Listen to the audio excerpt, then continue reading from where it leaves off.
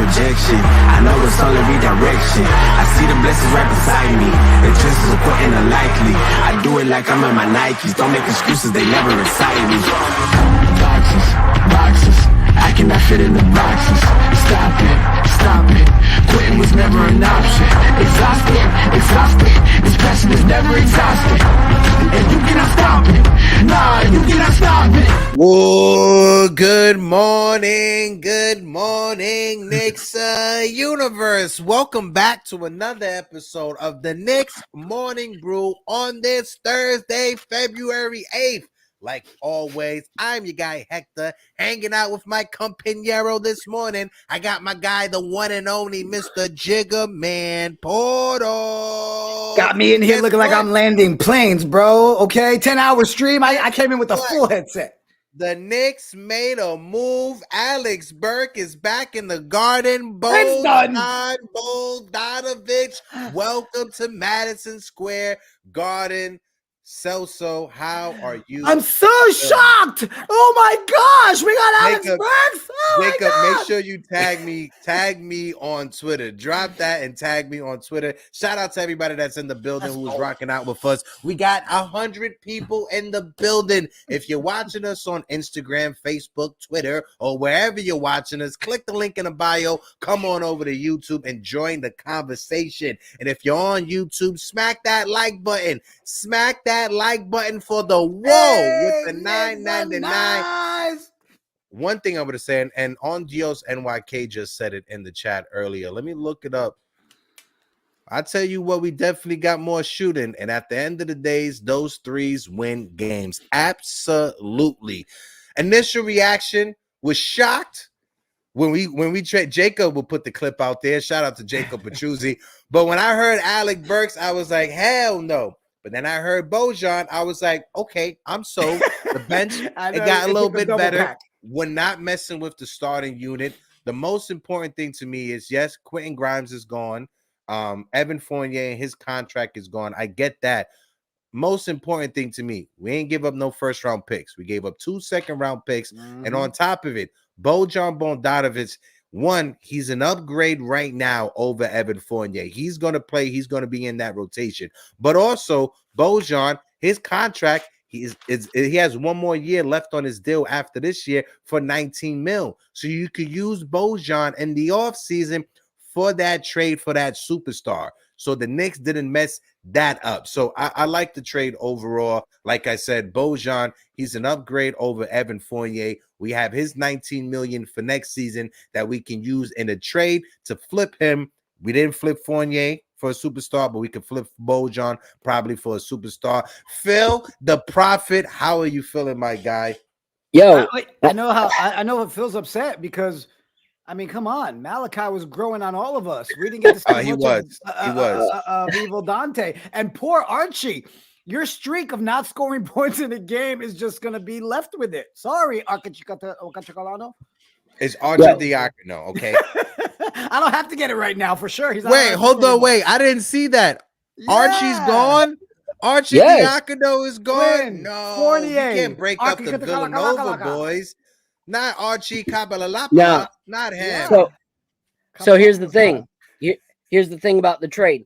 I said it yesterday that if it was just an Alec Burke trade, that I would not be happy about it. That if we just traded for Alec Burks, I would not be pleased. So when Woj posted that we traded Grimes and 2 picks for Alec Burks, I was pissed. I was just like, are you freaking kidding me? Like, I like Alec Burks, but you're giving away a young player and 2 draft picks to go backwards in Alec Burks. But then a few minutes pass, and he announces that BOJAN is in the deal, Fournier's going. And that's what we talked about yesterday night, is that if we are going to get Alec Burks, it needs to be Alec Burks plus somebody on that team. That's what I said. And I was actually aiming even lower. I was like, even a Jaden Ivey, possibly being added to that.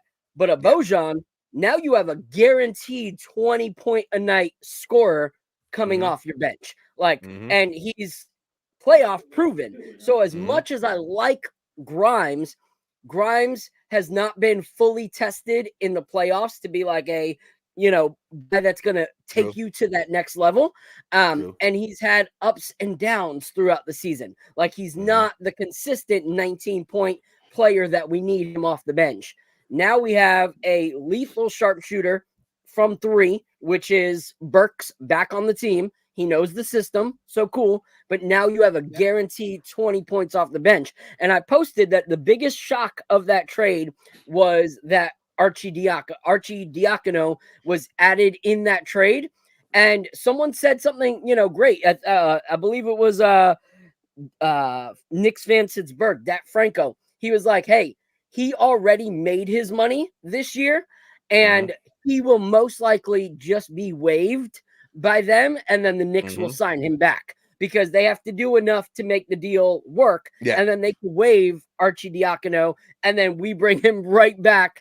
Bring Archie back. I'm upset. Archie is gone. So I know you loaded a video to play. So you're an asshole. You're an asshole. Petruzzi, I didn't even watch it yet, but Petruzzi sent me the actual clip of your reaction when it went live. So I have to pull it up, bro. Here we go. Go ahead, play it.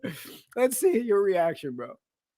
Now with you, helping you with some of the interviews and the events that were going on. I mean, no, hold on. No, What's Jacob Petruzzi, no. The Detroit Pistons are finalizing a trade to send ALEC BURKS to the New York Knicks. Sources tell ESPN. I'm sorry, guys. We may have to cut the stream early. We may have Isn't to that go what you live wanted? with some Knicks context. Absolutely not. I don't want ALEC BURKS. Go ahead, TC. I'm suffering over here. Go ahead, TC. Oh, I thought that's what you were yelling for. I've been watching you on the Knicks. I thought you've been, No, I don't want ALEC BURKS. But then I heard BOJAN. Then I read BOJAN. We got over 120 people in the building. If you guys are watching us, first of all, erase that receipts. No more receipts. Okay, no more receipts. Okay, but if you guys are watching this on Instagram, Twitter, or on X, click the link in the bio. Come on over to YouTube. Join the conversation. We are sitting at 3,418 subscribers. Let's go. Let's hit 35 today. Get to 35 today. If you guys can help us out, which is 82 subs away. But go ahead, boys, before you embarrass me some more. Well, look, obviously, guys, we're doing a full stream. We've got Sky Zoo coming up at the 12 o'clock hour to rock with us. We got Khalif Adams coming through. We got Sean from the Knicks Wall. We got Brett Siegel coming through. Guys, we're going another 7 hours. We've already gone 3 hours hard this morning. We are doing giveaways all day. Every penny that's donated today, whether it's through Buy My Coffee or through Super Chats, every penny is to make sure the 3 of us are going to be in New York at the end of the month for a Knicks event. And we're going to be spending a full week and a half at spring training with interviews, content, but it only happens with your help. So the link is in the chat. If you guys want to support us and throw a coffee in there, help us hit our goal. We'd appreciate it. But guys, we talked about it nonstop. And I even put the tweet out, right, where I said, Begley's been saying it for over a month and a half now, that we knew it was going to be ALEC BURKS. Every sign was pointing to it. But heck, your reaction, I feel a lot of people had that. Oh my God, right? Grimes and 2 picks and all that. And you're like, no way. But then you saw the BOJAN thing and then you're like, all right, it makes a little bit more sense. Guys, our bench got better. It's going to help us with our health issue right now. Our team got stronger. Said it last night. I would not be mad if it was ALEC BURKS. And that could probably be the only move. They shocked me with the BOJAN thing. So I don't see the negative side to it. I was out on Grimes as it is.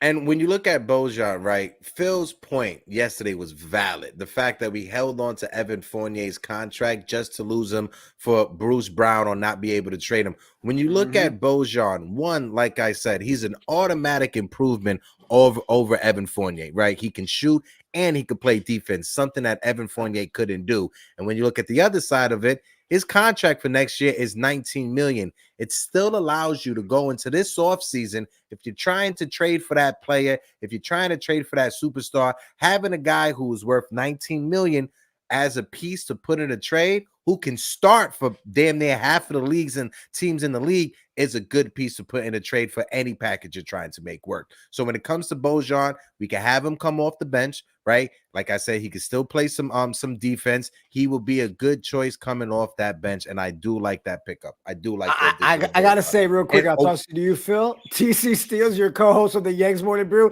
he was like, "Man, they cut me off so quick. I feel like I got traded too." That Yanks was like, "Wang!" TC was like, "Okay, bye." I just wanted to add just one more thing to the BOJAN thing, right?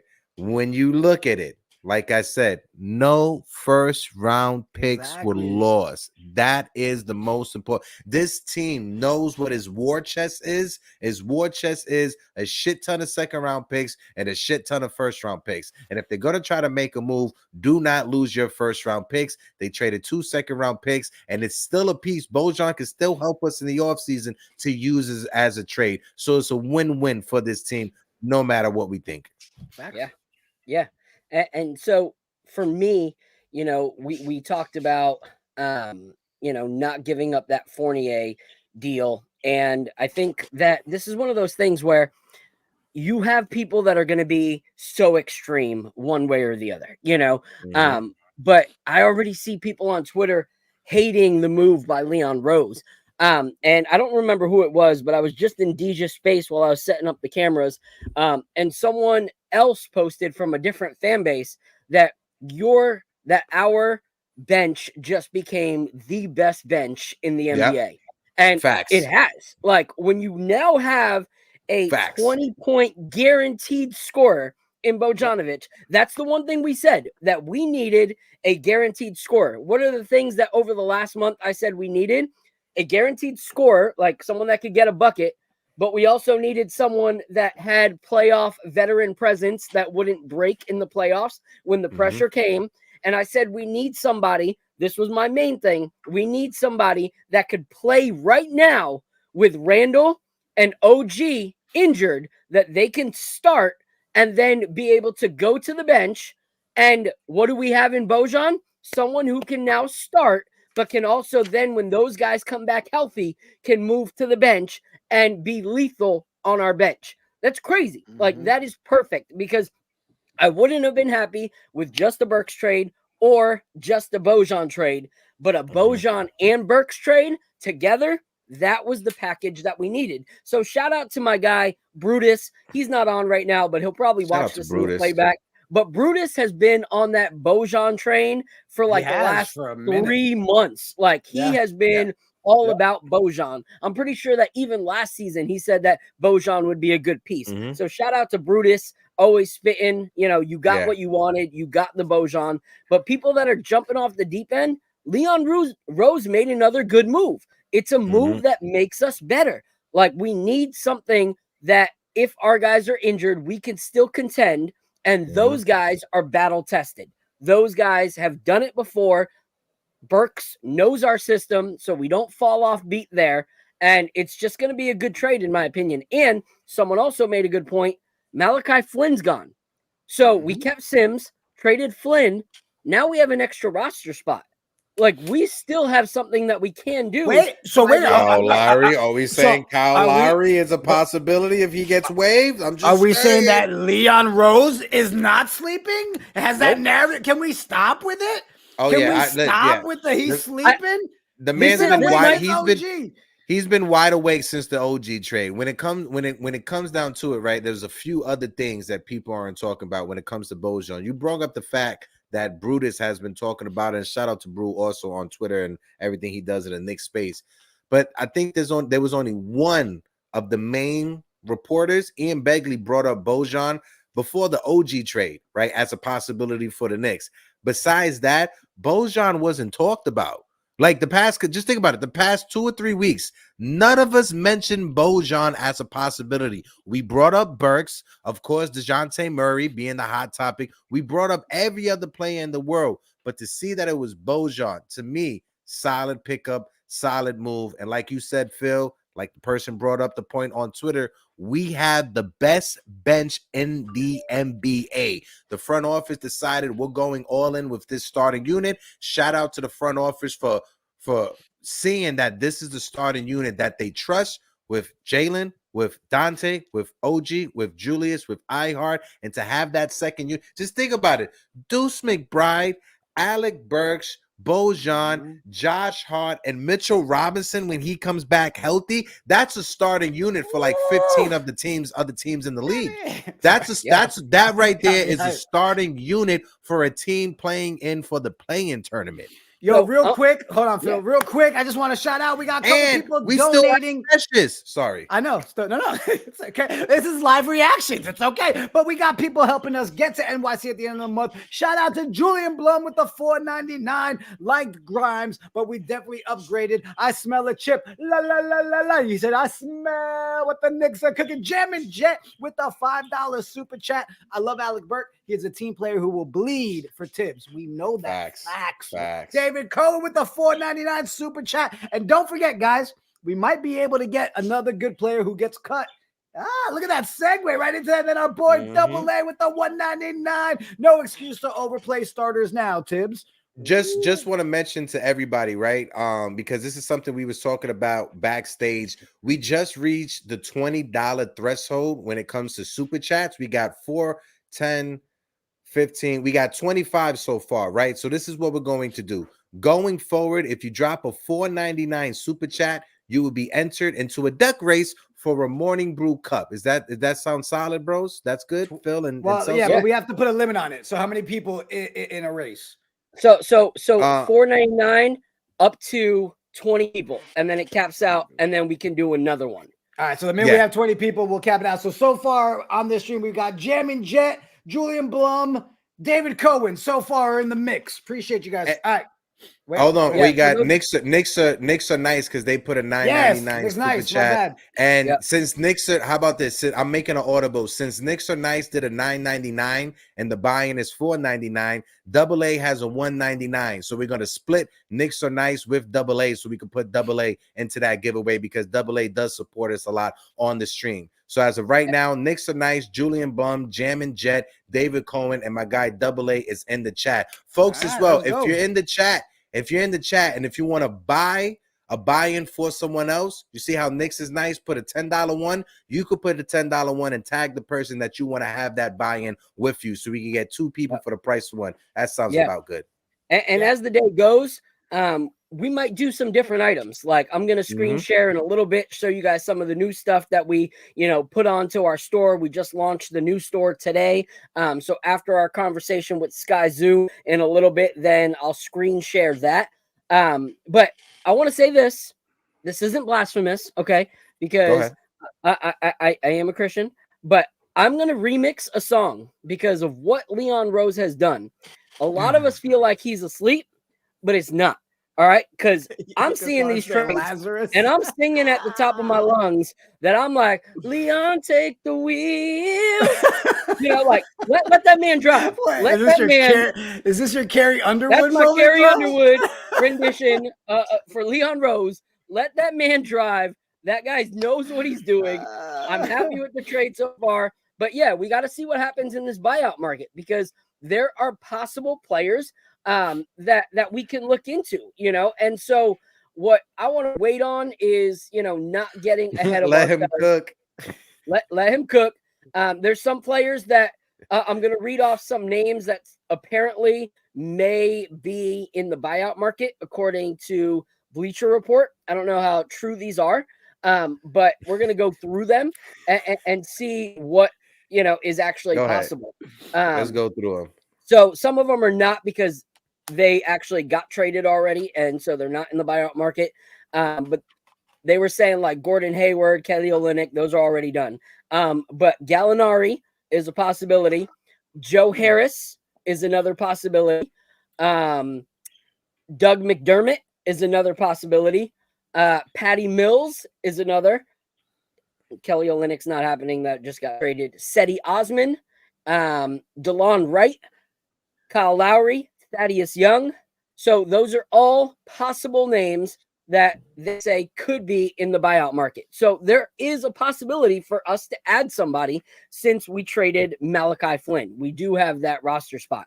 So we'll see what happens, but I'm actually okay with where we're at right now. I feel like this team with this addition of these 2 players, really gives us the opportunity to move forward and cook. So I'm looking forward to it.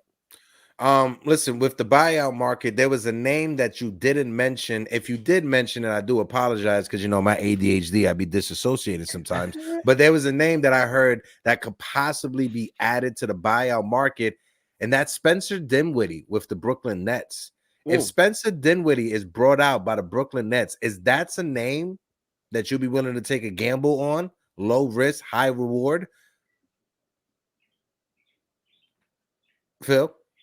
Yeah, it's hard for me because Spencer Dinwiddie, when it was that whole trade and Brooklyn was supposed to be this new, New York team or whatever, there's just been so much trash talk that came from Spencer Dinwiddie, that it seemed like he had this very I'm better than the Knicks persona, and so that's the one reason I wouldn't want Spencer Dinwiddie, is because I feel like that is something that we as Knicks fans, now that we are contenders, we don't need to go for bottom feeders who trash talked us.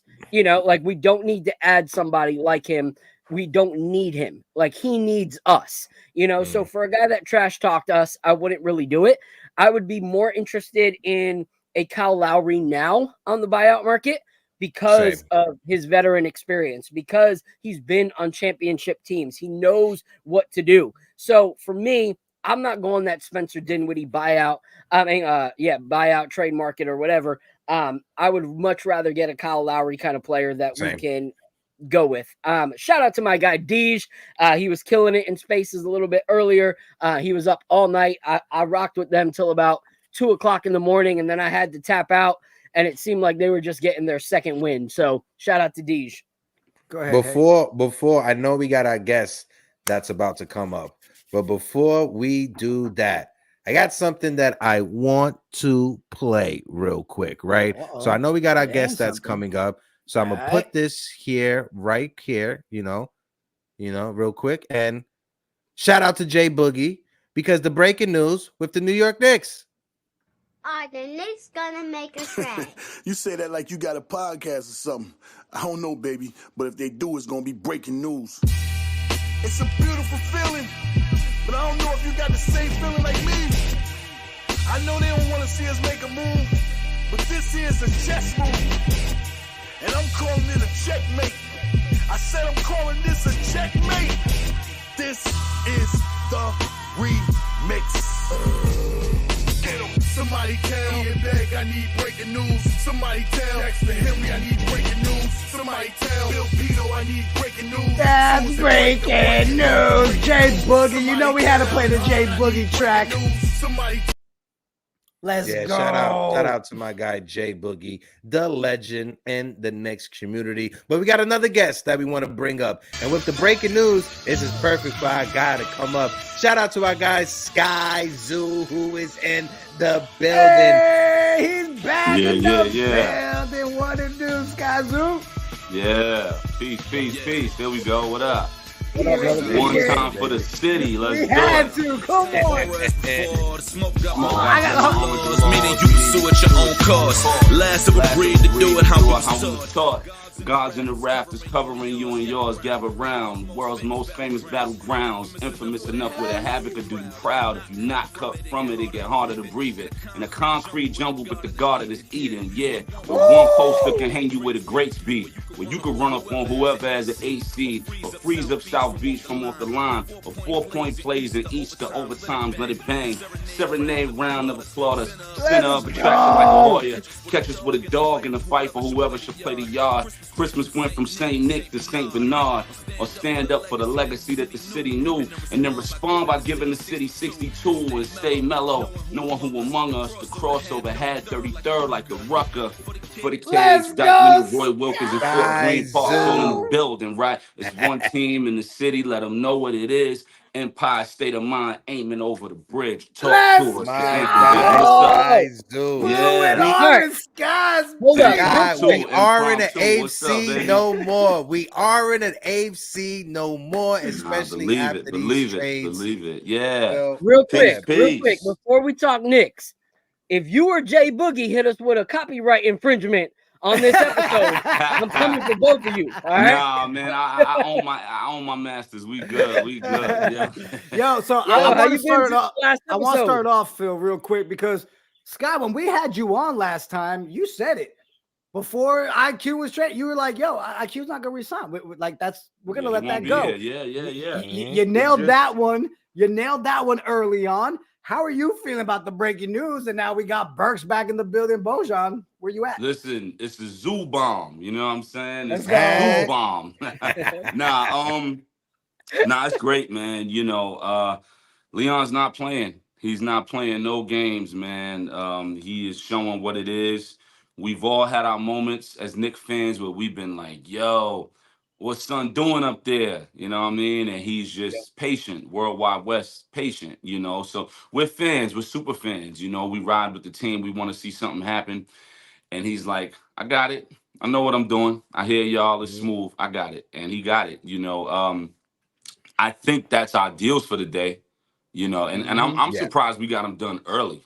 You know, I was like, man, we probably gonna be looking at 255 or something like that. You know what I mean? But I'm surprised we got him done so early. But I think we're done for the day. I think there's gonna be buyout movement for sure. But I mean, being that they move Fournier, there's nothing else you could really do. You're not getting rid of, you know, you can't get rid of Hart. You're not doing those types of things. And I'm not suggesting that we should. I'm just saying there's really nothing else to do today, you know, with what we have left, unless it was, blockbuster, 100 first-round picks and Julius Randle. You know what I mean? And obviously that's not happening. So, you know, I think we're done for the day.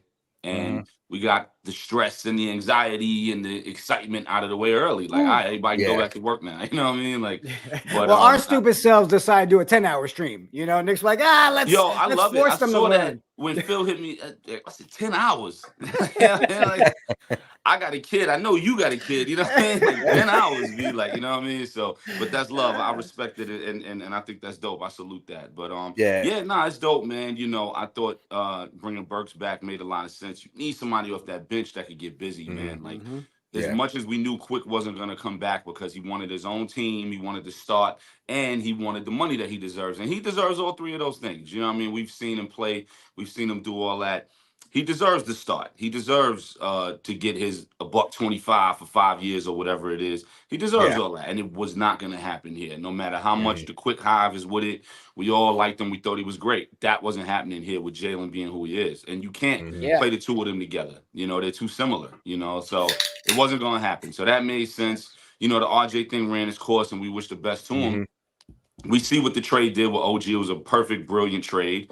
The fact that Leon has made all these trades this year and not let loose of one first-round pick, to the best of my knowledge, I could be wrong, but the fact that he hasn't let go of a first-round pick, that's insane. Yeah, like I don't know what he's promising heads on the back end, like you know, maneuvering and all that. But like it's crazy, man. I mean, the Steve Mills days, we was throwing first-round picks out like Oprah. You know what I mean? So it's like Tic Tacs, bro. Yeah. So now to be sitting on these first-round picks and not do anything, it's incredible, man. Like it's wild. You know, Leon and Worldwide West, man, they're really doing what they got to do. But having ALEC Burks be that guy off the bench, you know, he's not a traditional point guard, but being somebody who can handle the ball, who got handles, who got, you know, ball security, pause when he's dribbling the ball, whatever. And then also who can score 25 last night, 5 for 7 from 3, 7 rebounds, plus 12, you know, like somebody who can score.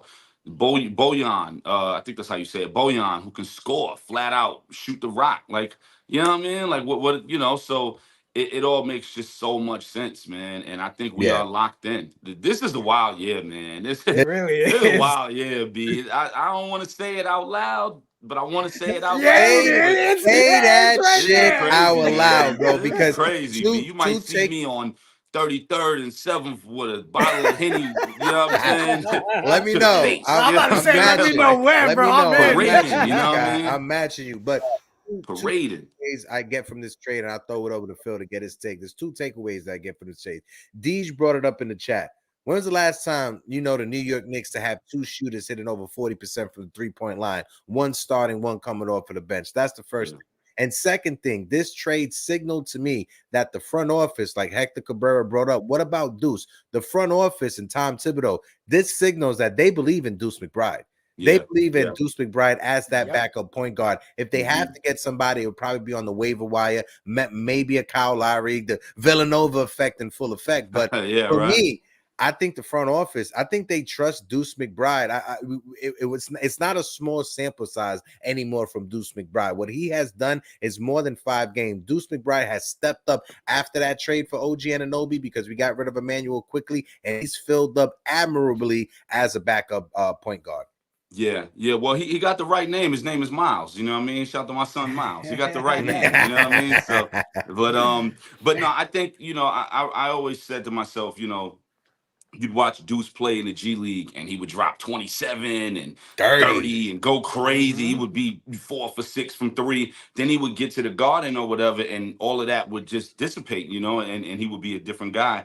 And I think now with that security, I think now with that contract, that 3 years, 13 mil, the weight is off his shoulders, and you're seeing it. You know, when he get in there, he's playing for real now. You know, he's had games where he's been a sniper out the blue. Where it was like, yo, what is this? Like, son is a sniper now. I think that security, and that's a real thing. You know, we've all been in situations where you don't know what your job is going to be, et cetera, et cetera. So now I think with that security, he can breathe better and be like, yo, I'm all right now. I got this bread guaranteed. It ain't 100 M's, but I got this bread guaranteed. I'm not on a super minimum deal. Now I can really play my game. And it's showing, you know, and he's really playing his game and stepping up to the plate. And I like him being the third point guard who you can throw in as the second, but also you know that even if he's the third string point guard, you know he's ready for the lights in the moment in certain senses. So you may mix the lineup around and be like, yo, you know what, Deuce, go out there with BOJAN and them. Or, you know what I mean? You may mix things up. So even though he may be the third string point guard, he may still get a good 10, 12 minutes a night. You never know. And with and the it'll injuries, be real minutes, not and garbage with the injuries, minutes, we'll be able to see a lot of that mix and match like we have been seeing, you know? So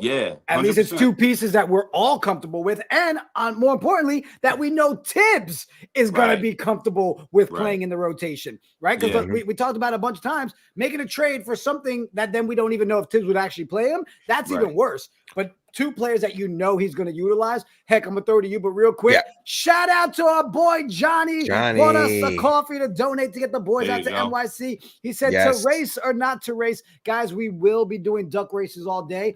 Yankees fans, if you're some of you Yankee fans in the chat by any chance, if you drop a $20 super chat, just put in there Yankees. That will enter you into the signed Jose Trevino signed baseball. It will also get you in the race for the Oswaldo Cabrera signed autograph rookie card. We've got mugs going on, all that kind of good stuff. But go ahead, Heck. Yeah, the Jose Trevino one is a signed baseball card. Is an official Topps baseball card. Is worth about $90 on the open market. So if you drop a $20 super chat, you'll be able to get that. You can sell that on the open market for about like $80 or $90. But no, for me, real quick, like I said, somebody brought it up in the chat when it comes to Dante. Dante, for those of you guys out there that want him out the starting lineup, Dante DiVincenzo, he has hit the most threes in the NBA this season. We have him in our starting lineup. He spreads the court. The reason why Jalen Brunson has been on such a run, especially after that trade, is because Dante has opened up that court. With OG and Dante out there, you can't sag off of OG. You can't sag off of Dante. It opens it up and it allows Jalen Brunson to operate in the paint. It opens it up. It allows Julius Randle to operate in the paint. Even when it comes to Isaiah Hartenstein, he has a little... They can't sag off of him. So it opens it up and it allows our 2 dogs and Jalen and Julius to operate. Adding a guy, Jake Boogie, salute to you. Adding a guy like BOJAN coming off the bench that can do the same exact thing for the bench unit. How many times is Deuce McBride dribbling, try to get into the lane, but he can't because it's clogged? Now you got BOJAN on the wing. Now you got ALEC BURKS on the wing. You ain't going to be able to clog those lanes up no more. Yeah, and this is the thing, like, anyone that would want BOJAN in the starting lineup, except, you know, and subbing out Dante or anything like that, what you're missing is one of our big red flags with BOJAN was injury history on a team like ours that's struggling with injury history. So why would you want to put him in a starting lineup to play more minutes and more taxing of a role and risk possible injury again when Dante is doing so great already? So when we look at the trades, we have to give Leon Rose some credit. you know, because dating back to when we were talking on the last episode, and then we were tweeting as soon as it happened, like, yo, we saw this. You know, Skyzoo was my other prophet. They call me the prophet. He's my prophet brother right there. And we were like, yo, this is what we were talking about. Exactly what we thought would happen with IQ happened. But we got to look, when we traded it, half the fan base was like, yo, that's stupid. He's going to go and he's going to average 25 a night, you know, wherever he goes. As much as I like IQ, after the first 3 or 4 games in Toronto, he's kind of fizzled out and he's averaging about 14, 15 points with a really low shooting efficiency. And so we benefited from that OG trade. And now we're going to benefit from this trade. So we have to look at all the pieces and how they continue to fit together. And we have to give Leon credit where it's due. And another thing to realize is that BOJAN, when they were talking about trading for BOJAN earlier, it's the same thing that they were talking about with OG. What did they want for OG? They wanted at least 2 first-round picks when OG when his name first came up as a possible trade. We gave up 0 first-round picks in that OG trade. BOJAN, earlier this season, what did they say? That Detroit would look for 2 first-round picks for a BOJAN trade. What did they get? 2 second-round picks. So we have kept, after these blockbuster trades, we have had a fleecing on both of them because we've given up no actual first-round trades, which means that in the offseason, let's say this Burke experiment doesn't work. Let's say this BOJAN experience doesn't work, or it only gets us so far. Now we have those guys that other teams would trade for, plus all of our first-round picks still to package them with. So we gave up a Fournier contract that we've been dying to get rid of because he wasn't going to play for us. Now we have guys that can play for us, have more value than he had for us on the bench, and we have our first-round picks. That's the potential to package and trade for a star in the offseason if they still want to go or need to go that route. So shout out to the front office. A lot of times we say, oh, it's checkers, not chess. No, this is chess, not checkers. Like, we could have done the quick, easy, flashy moves. We jump you real quick and let's see how long this lasts. But instead, they've strategically moved their pieces, put us in a place to succeed. And now we have a great starting lineup. And once our guys come back healthy, we also have a great bench unit. So through and through, we have the best top to bottom roster, especially in the East. Yeah, you know, it's just to piggyback off what you're saying, bro. It's like the fact that he didn't give up, you know, those first round picks. I don't know if he's promising Heads a year-long gift certificate to Carbone or something. I don't know what Leon is doing, B. VIP access to the Sphere, you know? Yeah, Look at them all. I don't know what son is doing, B, but like the fact that, like you said, they want first round picks from these guys and these guys, and we didn't have to do that. We're giving up second round picks and, you know, players that we knew didn't really have a future here. We knew we're holding them for a certain situation, and it's all working out. It's incredible, man. And you are going to start to see Heads be like, yo, I want to go there. I want to go there. You know? Our starting lineup is pretty filled up. You know, you can mess with the Mitchell thing if you wanted to. That's debatable, and I like Mitchell a lot. And but you know, if you said, well, if a superstar wanted to come right now in the starting lineup, where would he go? Well, it's not going to be where Jalen is at. It's not going to be where OG is at because it's just too perfect there. I'm not saying OG is a superstar, but it's the perfect puzzle piece. So you don't move that, right? Like I personally wouldn't play with that. Like 26 years old, 6'8", 7'2" wingspan, defensive stopper, blah, blah, blah, blah, blah. I'm not moving that. You know what I mean? Like that stays right there. You know, Julius, of course, 25, 10, and 5 is very hard to duplicate in this league. So nope, we're keeping that. So like, where would it go? So, you know, maybe that 2-guard spot, Donovan or whatever. I've always said the sleeper superstar that Leon is probably waiting on is Devin Booker. I've always said it. It's Devin Booker. That's the sleeper that no one's talking about, that I know he's close to since the CAA days. He's waiting on Devin Booker. That's what these picks are for. Yeah. They're just not talking about it because, you know, I don't want to get that out there. In my personal opinion, he's waiting on Devin Booker.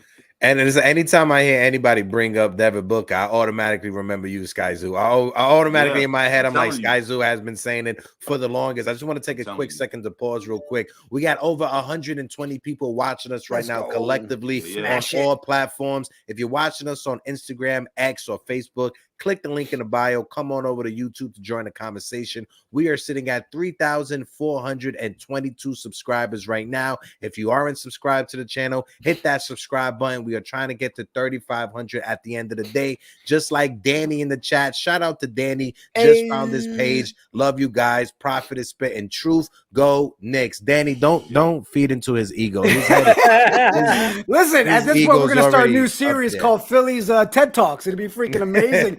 Yo, how crazy is it though? Last time Sky Zoo was here, we weren't even at 1,000 subscribers, Sky. Now you here and we pulling up, man. You've been rocking with us since we were a little baby channel. So we appreciate you always rocking with us, man. It's all love, man. It's all love. I love seeing what you guys are doing and, you know, all the Knicks content creators, man. I'm a little envious of all you content creators because I wish I could just build a Nick channel and just dedicate 24/7 to that. I gotta go write and tour and make music and ghostwrite. But I'm like, I just want to sit home and talk Knicks all day. You know what I mean? We've got a spot for you. Anytime you're ready to sit back and step away from the bars, we got a show for you. Open door policies, guys. Anytime you want to come on, just hit us up. Let me ask you guys, because obviously, you know, the speculation, and now we finally got the trade.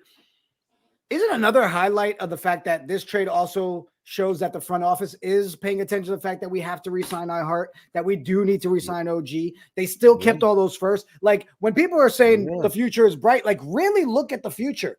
They have made moves to make sure that the money is still going to be there to re-sign the key pieces. They brought in a guy that fits like a glove and two pieces that are going to make our bench that much stronger. If anybody can sit here and say that they're not looking at the right now and the future, that's crazy. No, they are playing this brilliantly, and they are ignoring the white noise. They hear this. They hear everything we're doing. You know what I mean? I'm not saying they sitting on YouTube 24/7, but they hear it. They not, you know, these guys was former agents, and the agents keep their ear to the street, just like a manager in music keeps his ear to the street. They keep their ear to the street, so they're former agents, so they still think like it. They hear what everybody's saying. They see what's up. You know what I mean? Especially in this age of content all day, every day on Knicks stuff and all that. They know what it is. And they're ignoring the white noise. They're like, we get it. Fans think they know what it is. You know, what you call it, armchair GMs. We get it. You know what I mean? But they're ignoring the white noise from the media, from the higher ups in media, the guys who's on TV all day, every day, the fans in the street, at the Garden. They're doing the things that past regimes didn't do. And that's not to kick past regimes, but, you know, they're doing the things that past regimes didn't do. And the patience is a virtue, man. You know, a lot of times they could have made certain moves and they didn't. A lot of times we, myself included, was like, yo, when are they going to do this? When are they going to do that? You know, and this regime has been like, hold tight, you know what I mean? Like a Slum Village record, rest in peace, Dilla. Hold tight, you know what I'm saying? Like straight up. And we're seeing it now. You know, no one would have ever thought this roster would come the way it is. And like you said, bro, it's the perfect combination of now and later, like today and the future. It's the perfect combination of it because there's so much fluidity in what they can do with the pieces they have. And they can literally go out there and get this thing done the end of June. You know what I mean? Like, so it's wild. It's pretty wild. Phil, hold on, Phil. I'll toss it to you. But shout out to 01LS1Z28DABX coming through with 5 coffees. He put Yanks in there. He's going for those autographs. Appreciate the support of the coffees, guys. Go ahead, Phil. So one thing I want to say to Unlimited, there's a question, and toss it to me afterwards. Toss it. Tira yo para arriba. Right here. How are we truly better? Those guys are older, they're slower. I don't think they're better, mate. All right. So here's the thing. I don't know how old you are, but I've been a Knicks fan for the longest, you know, and I've never seen a fan base switch like their understanding of a solid roster as I have the Knicks fans the last few years, where it's, oh, everybody needs to be young. Everyone needs to be, you know, within their first 3-4 years of playing in the league. Like, we don't want to get older. We got to stay young. We got to stay this. To a sense, yes. But also in anything, and Sky Zoo can attest to this, when I was making music, when I first started, I was 13 years old.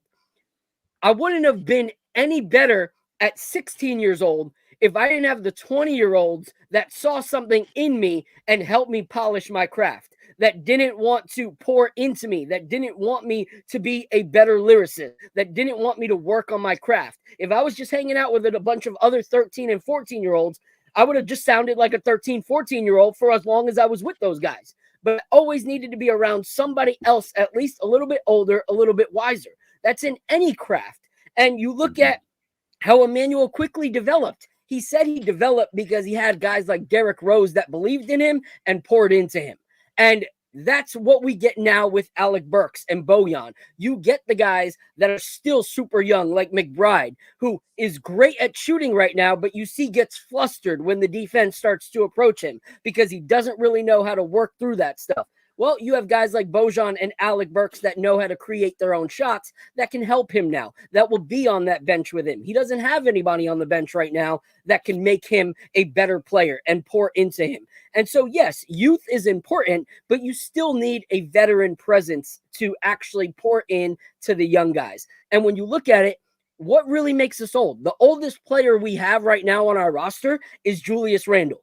We are a very young team. You even look at OKC. What did OKC do? One of the youngest thriving teams right now. They went and they made a trade for an OG in Gordon Hayward, someone that's older and battle tested that can help them when the playoffs come. So we need that. We need that veteran presence. We need that experience. Playoffs are a different game. Young guys that don't have the confidence crumble in the playoffs at times. We've seen that time and time again with our rosters. These guys will not crumble in the playoffs. So yes, we've gotten better. Like, does it mean that we traded for a star? No, but we didn't need to. That's not how our roster is constructed. So yes, we have gotten better. I'll throw it to you, Heck, and then to Sky Zoo. Yeah, Unlimited. First and foremost, appreciate you in the chat. Appreciate you subscribing to the channel. Appreciate everybody out there. If you can hit the like button. We never tell people how to fan. You could be your own fan. But when you ask the question of did this team get better, they absolutely did get better, because when you look at it, BOJAN Bogdanovic is an automatic upgrade over Evan Fournier. One, he can score better than Evan Fournier, and two, he's a way better defender over Evan Fournier. Now, when you look at Quentin Grimes and ALEC Burks, maybe Quentin Grimes is a bit more athletic than ALEC Burks because ALEC Burks is up there in age, but at the same time, ALEC Burks has proven, especially this year on a bad Detroit Pistons team, that he can be a solid scorer and he could get you a bucket when he has to get you a bucket. When it comes to Quentin Grimes, he could be as young as you want. He hasn't proven to us over a stretch of games that he can get a bucket. He can show you it in 1 game, 2 games, 3 games. He hasn't showed you the sample size that Deuce McBride has showed you over the past month. So when it comes to ALEC Burks is definitely an upgrade over Quentin Grimes. I do understand what you're saying about keeps trying to stay young and being a lot slower and building for our future. I get that. That is a very fair point. But at the same time, our front office, we got a shit ton of second-round picks, like Sky Zoo pointed out, a ton of first-round picks. If we have to go out there and draft someone in the second round, like we did with Mitchell Robinson, and build them up and develop them like we did with Jericho Sims and Deuce McBride, they can do that. The days of the Knicks getting a first-round pick and holding on to them and trying to develop is over. But a second-round pick that you can stash in the G League so they can still get some burn and some time, that is something that the Knicks could do, especially going forward, trying to contend and trying to compete. Unlimited under the box. He's on our team. He said, "Great point." That's it. I was waiting to see him unsubscribe, but he didn't. Appreciate that's it. love. That's love. And not to drag the point out, but I do want to give an example too, because all those was great points from the two of you guys. And just to maybe put a bow on it, a great example is look at Minnesota, right? Minnesota is, I think, the #1 seed in the West. No one believes in Minnesota doing much in the playoffs. I don't. No one believes in that. Even though they have the #1 seed in the West and they've been #1 pretty much all season, back and forth between OKC or the Clippers or whatever. The reason why is because there's no veteran presence there, right? It's a bunch of kids who are having a magical year, and that's great. Salute to all of them. I think Anthony Edwards is a superstar, and we're going to see that. Cat's been great forever, et cetera, et cetera. They're not going to do much. Why? Because there's no veterans over there. So when it gets real in the playoffs, there's nobody there to rein these kids in and show them what's what. Like, it's just a bunch of kids running around. So I think that's going to be all the proof right there. And shout out to homie who already got it based on y'all's explanation, so you didn't even need mine. But just to put a bow on it, like I think all of that is important. And the biggest thing I felt this trade deadline was making sure we got bench scoring to replace what IQ was bringing. You know, we needed to get that bench scoring, somebody who could come in, handle the rock, play a little defense, and put up points when Jalen Brunson is getting some time, man. This kid is playing 40-something minutes a night. You know what I mean? Like, he needs a breather, man. He's going crazy. His floater game is the best in the league, without a doubt. It's to the point where every time he throws up a floater, I feel like it's cash. You know what I mean? I'm like, yeah. That's it. And when he misses a floater, you're surprised. Is that real? It's almost like they're free throws at this point, you know? So best floater game in the league, et cetera, going crazy. Realistic candidate for MVP as long as he keeps doing what he's doing for the next couple months. But he needs a little break, man. You know what I mean? So I really was looking forward to ALEC Burks coming back home. I think he's great. I didn't see the Bogdanovic thing happening, so I think that's great. Same. And I think we right there now. I do think they're done today, though. Maybe the buyout market. I don't know how the Kyle Lowry thing would work because I don't know where he would make sense at. He's not going to be happy being no third string, you know, point guard. And then if you put him in the second string, because he's not starting, if you put him in the second string, so now you got him, Burks, Bogey, Hart.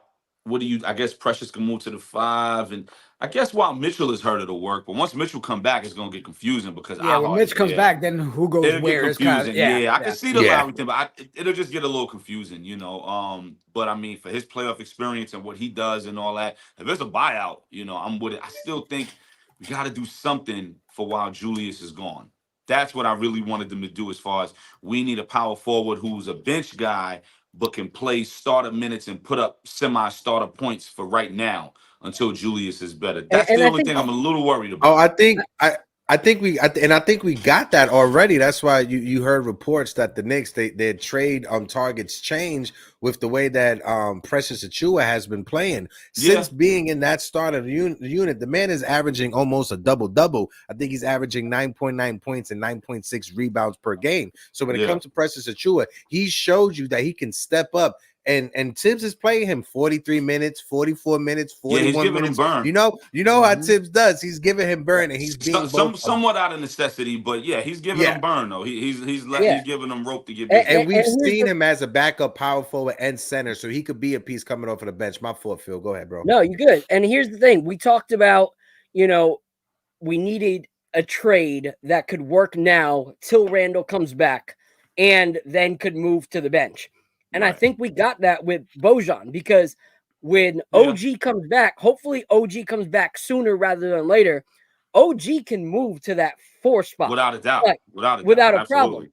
BOJAN could move in to that 3rd spot, give us shooting presence in the starting lineup, make some of those points up that we missed with Julius being gone, and then when Julius comes back, BOJAN goes to the bench, and now our bench is even stronger. So I want to read this off. I did that. Go ahead, bro. My guy, Dat Franco, Knicks fan since birth, hit me with this on Twitter. Hold on, Phil, let me just pull this up real quick. Shout out to still Knicks fans, Ron and John. You guys are family. Love you guys. I would do more, but the way my bank account works, he hit us with it. Appreciate you, Ron. Appreciate you for the support. And also... Hold on, Phil. Also, Jay Boogie was in the building. Appreciate the $5 super chat. Point Blank Executive of the Year, Leon. Love that one. It's getting real. It's getting real with all that. Absolutely. David Rios with the $2, man. Burks killed the Kings last night. He's slow? Question mark. Nah, he's the right piece. And Cheesy Soul with the $1.99 super chat. Eastern Conference Final is a must now. Let's go, Knicks. I'm ready. I'm ready to jump out the window. I'm there, bro. Jump out the window after this. Phil. Because go ahead, Phil. We know it, but when you actually hear and read what our actual full strength team sounds like, it's insane. Come on, Jalen Brunson, Dante DiVincenzo, Bojan Bogdanovic, OG Anunoby, Julius Randle, Mitchell Robinson, Josh Hart, ALEC Burks, Precious Achiuwa, Isaiah Hartenstein. Like, our bench, no matter what 5 you put, our bench could be some of these other teams' starting lineups. Yep. So that's crazy to be able to read those names and say, holy crap, this is our Knicks squad, who 2 years ago didn't even make the playoffs. Now we are in the 3rd seed, and we just got that much better. Like, so for me, it's exciting to actually read it through. Yo, CT Pittman, are you kidding me, my guy? Hey, with the $50 super chat, CT making sure we get to that Knicks game and making sure we get that Yankees coverage. The kids walked so we can run. Let's go get a chip. Let's CT, go, I'm baby. gonna leave that up there for a minute. Phil, you guys keep going. I'm gonna hide my face. That's worth it. $50 spot right? I'll make that shit in my head. Look. Hey, you're a clown.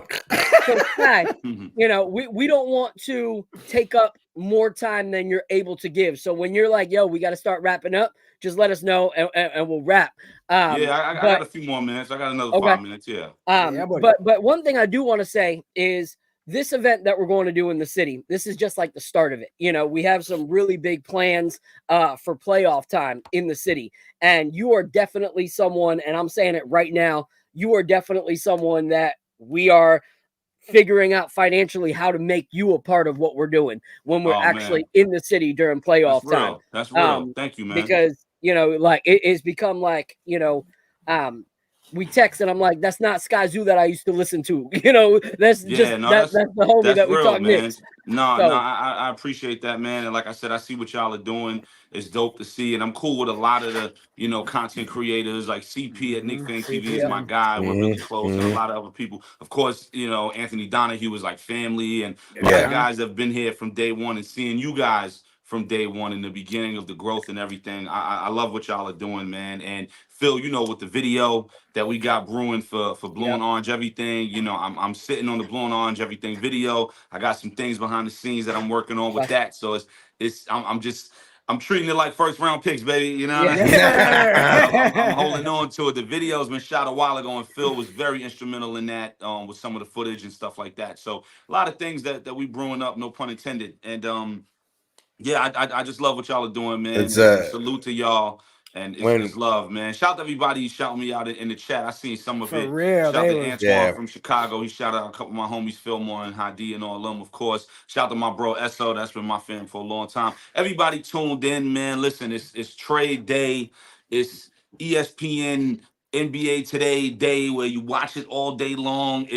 But the only thing is, I think we're done. So we got our thing off. You know what I'm saying? Now we can just go watch the Roommates podcast and exactly go get your popcorn to watch the Roommates podcast. But Sky, when the fellas come up to New York City, if you're here at the time, we'll figure it out. We'll make sure everything's right. I think it's necessary. We got to go to St. Peter Clavers, bro. We got to ball out in the court. You feel me? But then bring it back I old shoot school, a little bit. You know what I mean? I'm not gonna do what I was doing when I was 14, but I could corner three it. You know what I mean? I could probably run back and forth for solid 2 or 3 times before getting winded before I got to sit down.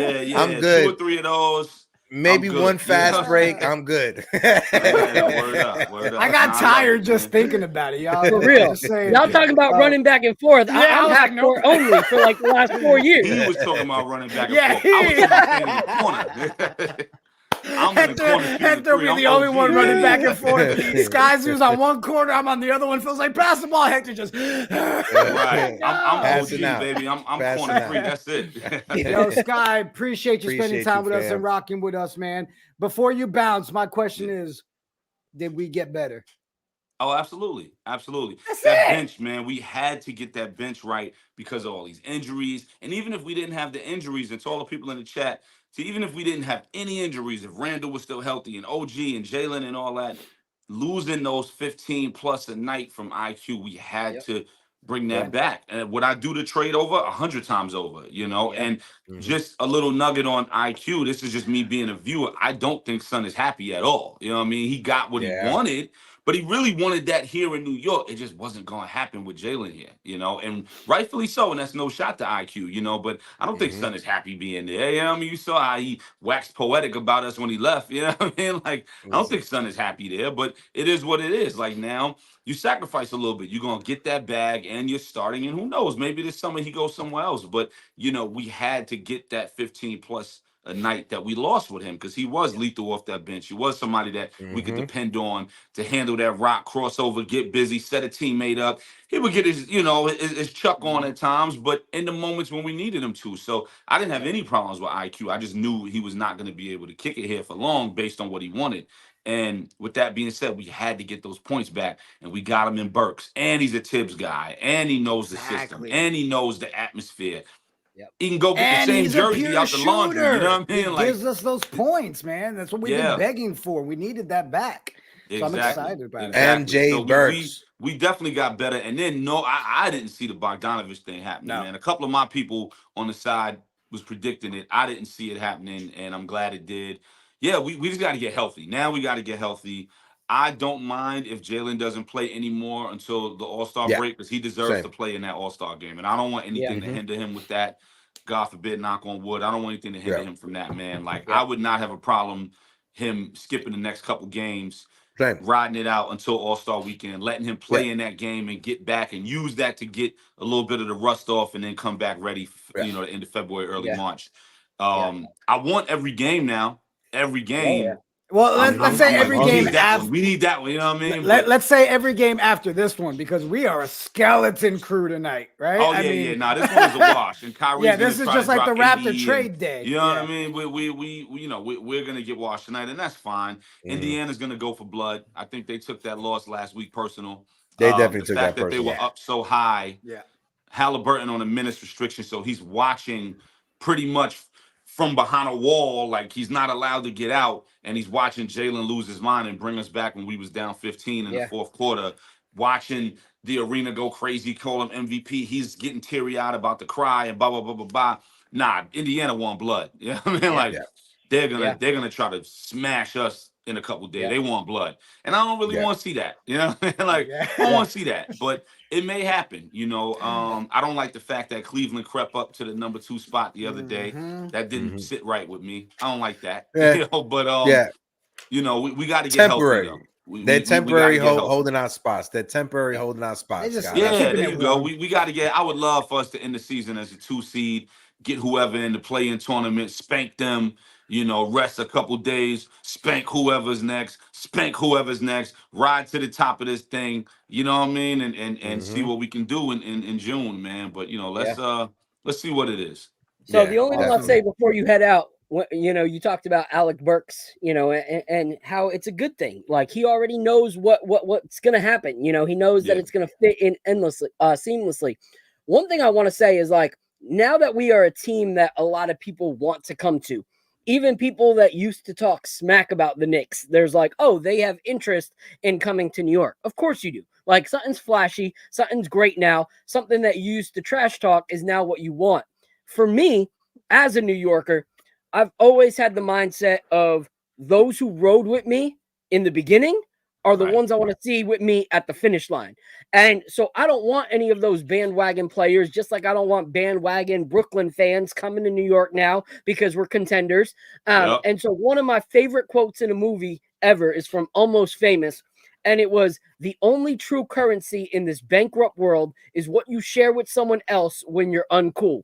Burks rode with us when we were uncool. Oh, Burks was pouring out his heart for us when we were a trash team. So having him come back to a team that actually can contend, I think that's a cool thing, to be able to bring him back and be like, yo, you helped build this.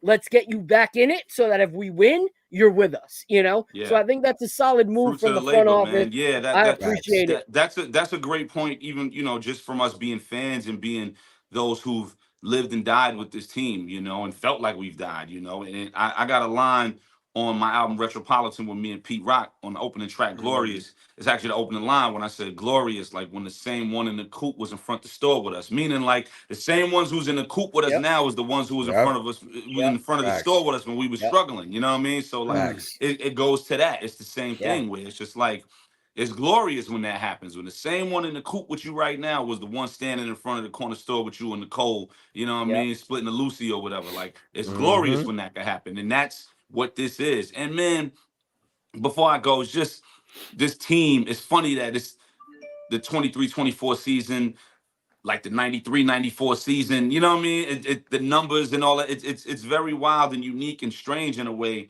And it's such a lunch pail team. I said this on my bro Ian Begley's show the other day, where it's like this team and Jalen individually too represents so much of what New York is. For as much as New York is bright lights, big city, it is also hard hat, lunch pail, Tim's, untied. Get out there and get through it, right? Like tough city. Like you got little 4-year-olds is on the train grilling. You know what I mean? Like that's how we grew up. You know, it's a tough city. And this team is a rugged, tough team. You know, the way Hart plays, the way DiVincenzo plays. I think an underrated part of DiVincenzo game is his up and under, man. Like every time he'll hit that baseline and go up, and you be like, yo, what is son doing? Oh, he did it. You know what I mean? Like, I'm like, yo, what is son doing? Oh, he did it. Globetrotter. You know what I mean? So like, you know, it's you know, you got these hard-nosed, tough lunch pail guys in this bright lights, big city, you know, and this team is just, it makes too much sense, man. It's crazy, man. Shout to y'all. Shout to my bro Ian Begley, CP, my man Alan Hahn, Chuck D, and everybody who's been riding. My bro Donahue and Dave Zenon, my man Brooks. Everybody, all y'all on the chat here. We can shout out heads forever, man. Listen, it's time. It's time. It's time. Yeah, man. I'm excited, man. My son be jumping up and down in here now. Daddy, is the Knicks game tonight? No, they played last night. They don't play till tomorrow, dude. All right, well, come on. You know what I mean? So it's time, man. This is not the Isaiah Thomas Knicks. No, these are not, sir. And it's definitely not the Steve Mills, the Dave Ernie Fisdale, Grunfeld, whatever his name Dave was. Fisdale Knicks, you know what I'm saying? Man. And all that, and picking up Kevin Knox instead of 80 other dudes we could have got. It's not that time, man. It's time for us to do Go ahead, what Phil. we here to do, man. We appreciate you. We appreciate your time. Those in the chat, please continue to support. Yes, please, check out please. the merch Buy the that he has coffees. on his site. Buy some coffees, but also go to his site. Support what he's doing. Check out his merch. Check out his vinyl. Rock that stuff. Rep it. We will have a track come out eventually. I know I said it last time he was on, but No, one it's day, love. You know, listen, the studio ain't going nowhere, baby. Whenever you're ready, we get it together. Yes, appreciate sir. it. So, Appreciate thank you, brother. You know it, man. Much love to y'all. Morning Brew always. Everything out. Yes, Bless sir. me, brother. Yeah, buddy. Sky Zoo.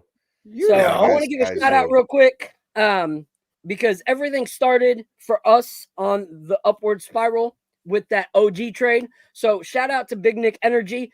I was on one of their Twitter spaces like 3 months ago, and they did something like best take gets a free shirt. And I ended up winning best take, which was crazy because I barely speak in Twitter spaces. And I finally ordered one, and it was this OG Anunoby shirt. I have to give OG his credit where it's due. So shout out to those guys for sending me that shirt. Appreciate it. But yeah, man, I'm excited. It was great having Sky Zoo on. Looking forward to hear everyone else's thoughts throughout. But yeah, I'm gonna give you guys a second. I'm gonna go check on the kids, and I'll be right back. All right, bro. Go ahead. Hopefully Phil gets himself something to eat. I'm eating a hard-boiled egg. I got me a gluten-free muffin. I'm on I've got overnight oats. A couple of monsters, you know, a whole bunch of those. My man needs some actual food. Shout out to everybody that's still rocking with us. We got over 100 people in the building. Folks, we are sitting on 3,427 subscribers. If you're rocking out with us, if you haven't hit that subscribe button, hit the subscribe button. We are trying to get to 3,500 by the end of today, hopefully over the weekend. But bro, you see, look, 01LS1Z28DABX understands I'm on that liquid diet. Tell them. Let's shout out a couple people in the chat. We got Crackle Nuts in the building. Truth always is rocking with us. Jammin' Jet, our favorite troll of trolls. DSJ is in the building. Knicks Are Nice has been here from the jump. Appreciate you. Our guy VR Diesel is in the building. Who else we got? Brownsville, we got stand Dream. up. We got Ron Dream and John. Shake. Still Knicks fan. Unlimited Unboxed. going back and forth. Let's see, Appreciate what you. star players are saying that they want New York? This is according to the reports, but go ahead, so. Yeah, and people using our name as leverage. Hidalgo Soul is in the building. Our boy Udell is in the building. CT, I'm gonna shout you out 100 times for that $50 super chat, bro. Appreciate you so much, helping us get closer and closer. Appreciate 19 you, Codman is in the building. Double A, the fittest 65-year-old I know is in the building. We shout out our boy Jay Boogie. Yes. Jose Andios. First of all, calm down, bro. All right, I took the escalator, so we know you lying. All right. We got Dish Dash in the building. Yes, that blue and orange track is dope. And I love that he gives us permission to play it all the time. Johnny Davis is in the building. Appreciate you and that super chat. And I can't forget Hector Cabrera, who's in the building. So what about me? Bro, I got you, bro. I was just waiting for Celso to finish. I'm amped. I'm excited. I cannot wait. Most likely, this game is gonna be watched, like Sky Zoo said. And we're gonna sit there and watch every second. And I was just about to say, I'm still gonna watch every minute, every quarter, every possession, hoping that my team wins the game. It's not gonna happen. Kyrie may drop 50 out the Garden. Luka may drop 50 out the Garden. Phil is backstage with a bunch of kids ready to bring up. Hey, it's my nephews, guys. The Knicks pulled off a trade. How you feeling? Upset. Jokey. They sound just like their father. Sounded just like their father. The Knicks make a trade and they're still upset. Guys. I love you guys. Hey, Milesy. I love you too, buddy. Hey, Jonah, why are you so cool, bro? Say, buy them a coffee. Buy them a coffee. Yeah, there we go. Child labor laws in full effect. Yeah, don't violate the child labor laws. Now, I gotta say, when it comes to the duck race, what? Oh, you want to enter the duck race? All right. The kids love when we do the duck races. Double A said they're taller than Phil. Stop it, Double A, because they're all taller than me. All right. So that's bullcrap. The Porto kids. No, but with the entry so far for this morning for the Knicks one, for our mug, what time are we going to do the duck race for that one? Because we already have some contestants. I know there was some more people. CT Pittman, of course. Who else? I think we need one more. Johnny Davis entered as well. He put the $5 in there. Because we said 20 people were cuts off, right? So 1, 2, 3, 4, 5, 6, 7, 8, 9, 10, 11, 12, 13, 14, 15. We've got 17. 3 more super chats or 3 more purchase coffees. And then we're going to do our first giveaway. We'll do the mug. And then I know Eddie's giving away the Knicks chain. Guys, we have a goal to hit the Crackle Nuts is a clown. I'm against rigged duck races. Yeah, right. But guys, we're gonna keep the stream going literally till we hit our goal. Hector and Phil might leave. I will sit here and you will just watch my reactions to the Knicks game.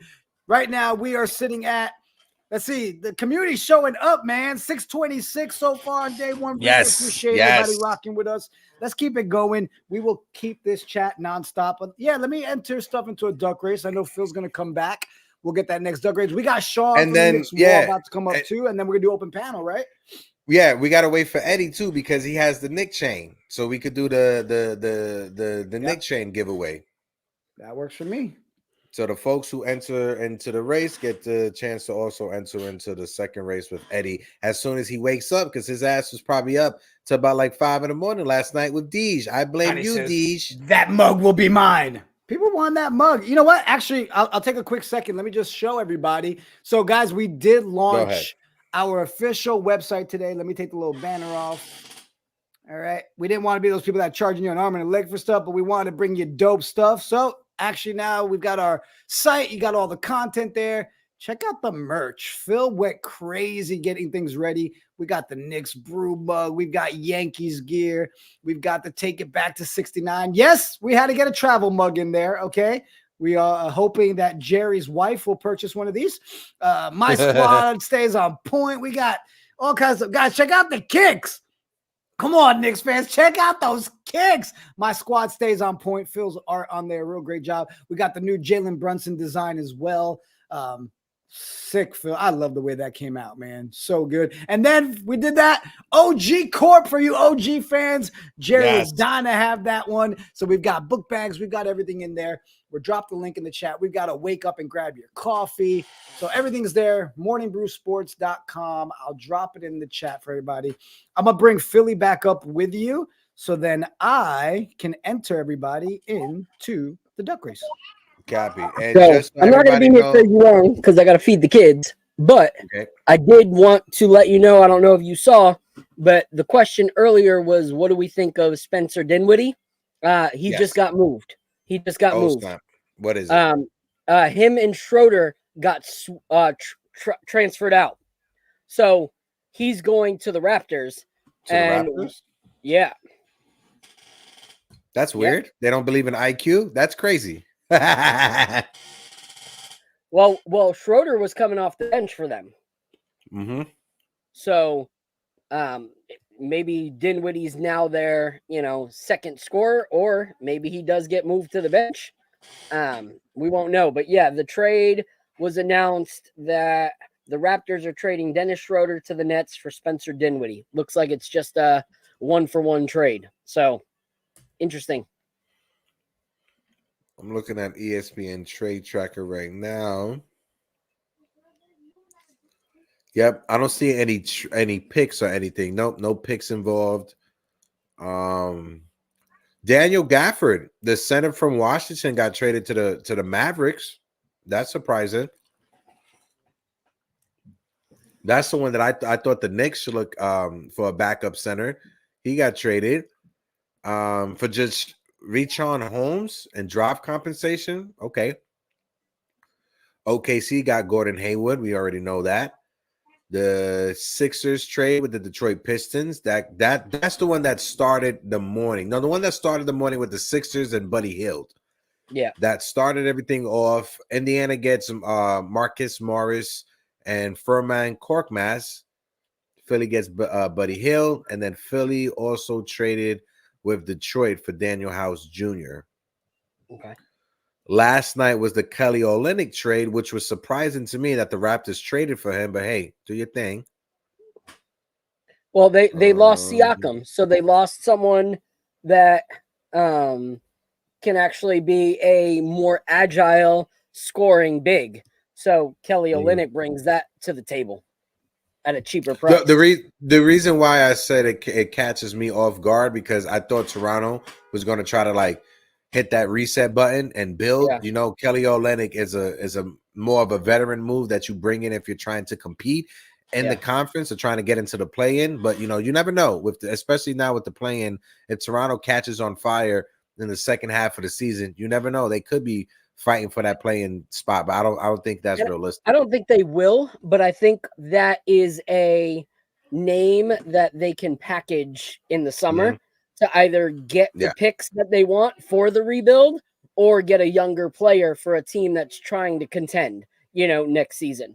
So I think they're going to stay with the young movement and use Kelly Olynyk as either trade bait or summer bait to get more draft picks in this year's draft. And not for nothing, I'm not sure if you've seen it, but the Boston Celtics, they made a trade with the Memphis Grizzlies for Xavier Tillman. That's the young kid with with Memphis that went off on us, I know, on our first meeting, and he played solid in the next game. But I know we got a guest backstage that just popped in ready to go. Celso said 1 second. Yeah, we got our boy backstage ready to jump on. But you know what? Before we do, because I know Phil's going to go feed the kids. He's going to tap out. We're going to bring Sean up here. And let me tell y'all, you guys know I love and I rock with playback. When we're not doing them, I literally have watched, I'd say, more than half the games just rocking with Sean every single time in playback. Guys, when the playbacks are going on, I'm telling you, it's such a good time. And Sean be wilding in there, man. That man almost forgot to breathe the other day. We're going to talk about that, Sean, because if it wasn't for Dante, Sean might be dead right now. I'm just saying. Sean, tell him I'm lying when you come up, bro. All right, we're going to do a quick duck race for a mug giveaway for everybody that's donated up until this point. You have been entered into the duck race. Let's do a duck race, and then we'll bring Sean up here. Let me grab this. And Phil, when the duck race comes up, bro, feel free to go feed the kiddos. Yep, okay? I'm gonna feed the kids and come back towards the end of Sean's because I gotta connect with my guy. Sounds good. All right, let's start this. The names have been entered. Let's set it. Everybody can see. And look, so no one can be like, oh, look, they're cheating. We will shuffle. How many times? Heck, 4 times? 5 times is good. One more time. 5. One more. All right. So, guys, this go. is for the first one. We are doing a Knicks Morning Brew mug giveaway. Appreciate everybody that's donated so far to help us reach our goal. Let's start this bad boy. Ladies and gentlemen, welcome to the duck race. That's right, ladies and gentlemen. The winner of this race walks away with a Knicks Morning Brew mug in the lead, looking all educated. The Jammin' Jet is in the building. We got a pack race here, people. It's going nuts. DJ Steele's rocking the pink with the stars. Ooh, still Knicks fans trying to jump out early. Look at this pirate ass. Look at the pirate and what the heck is the guys that stand out front, the guards or whatever? That's what that is, right? I don't know. That's the people from London. I don't fuck with that. The Royal Guards. That's what they are. The Royal Guard. Oh, David Rios looking in the lead in the red. Oh, Jay Boogie jumps up. Breaking news. Johnny Davis. 19 seconds, 17 seconds on the clock. We got a leader right now, and Damian Serrano, Grandpa Uncle Tats, holding second place with the final 10 seconds. Who's walking away with a mug today? I don't know. Who will it be? Damian Serrano came out with a knife. CT Pippen in the lead. It's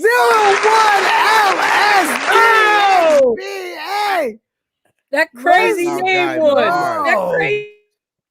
That's great. You know, if anyone deserved to win, that was our guy Marsh. Marsh deserved to win just because he had the issue ordering the sweater. He got the sweater. He was wearing it this morning. Marsh, my guy, salute to you. 01LS1Z2ADABX. You get the mug. Email us, MediaTeam at Morning Brew Sports. Just tell us mug your information again. I know we have it in our email, but if you could just send it again because our email log is long. So just send it again and we'll make sure we get the mug out to you. But let's bring up our guest, bro. I want to rock out with my guy. From the Knicks wall, it's our boy Sean. What it do? What's going on, gang? What's going on? Honored to be here, man. How y'all doing? Chilling, brother. How you doing, bro? Chilling, feeling good. Feeling wonderful, man. Feeling wonderful. We got the executive of the year. How can we not? There it is. Exactly. It took him 5 seconds to let everybody know. Sean, I guess you feeling good after this trade, huh, bro? Man, am I? I mean, it's crazy because when I first got the notification, I was like, okay, we got big money AB back, real nice. And then I got another notification that said it was for Quentin Grimes, and I was like, oh wait, hold on. I was like, I don't really like that. I was like, I don't know. We had to give up Grimes to get Burks. I was like, damn, I don't know how I feel about this. And you know me, man. I was like, I trust Leon, but I don't know. And then right as I said that, I got the notification that Bogey was included. And I was like, oh, let's go. Let's go. All the questions that we had were about bench scoring and depth and things like that. And all that is erased. We're good.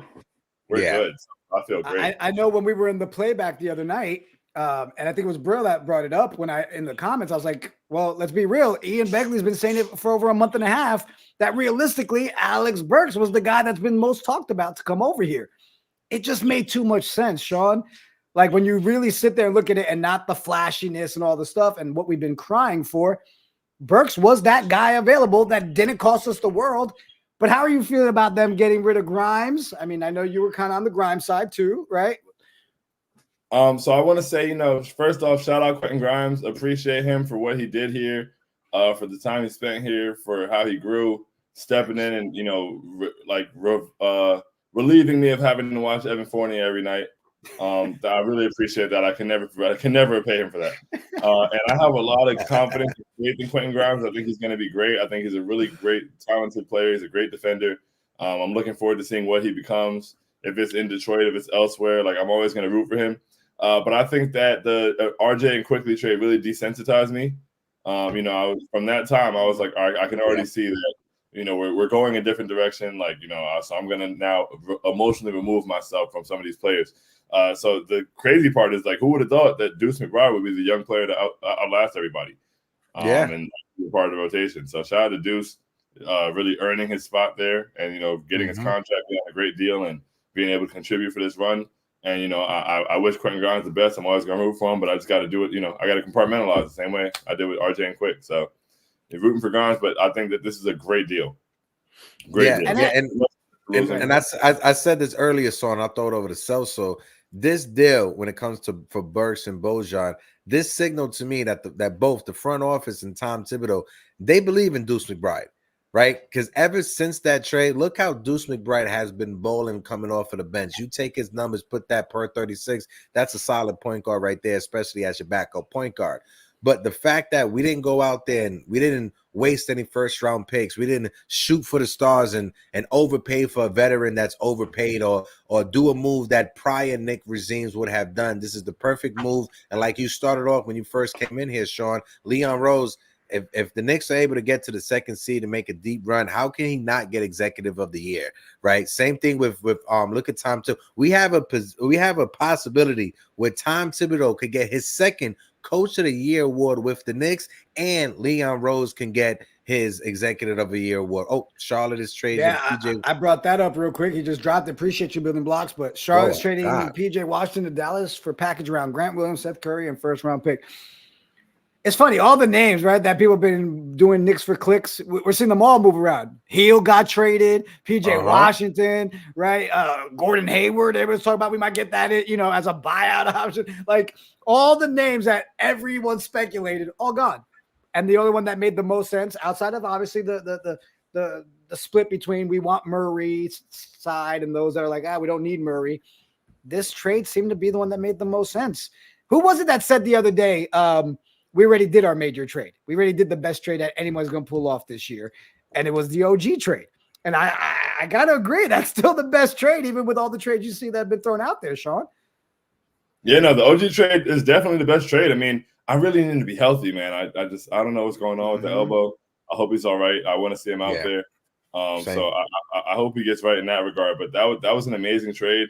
It bolstered us in a way that, like, even though we knew he was a great defender, like I feel like he really reinforced and also evolved the identity of the team. And that starting lineup is really, really, really, really, really good, especially with the way that Dante has stepped up has just really been amazing. Tremendous, bro. Like he's really, I truly believe he's playing like a top 10 shooting guard in the NBA. And the confidence he's playing with, the volume he's shooting with, the accuracy, the defense, he's finishing at the basket now. He's like making, euros and step throughs and all that stuff that he was not doing in the beginning of the year.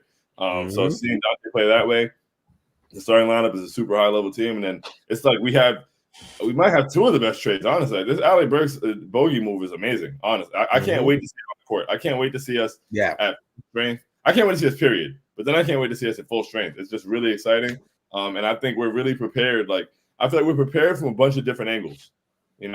Chief often says on Knicks on One, he's like, this Knicks team is really good because you've got to get down to like your fit. You have to have a really good like fifth option to beat us. Like there's so many ways this Knicks team can beat you that you have to like go. My guy CT Pittman, man, what's going on? My guy, on CT Executive of the Year. Come on, CT, talk that. It's the vibes, bro.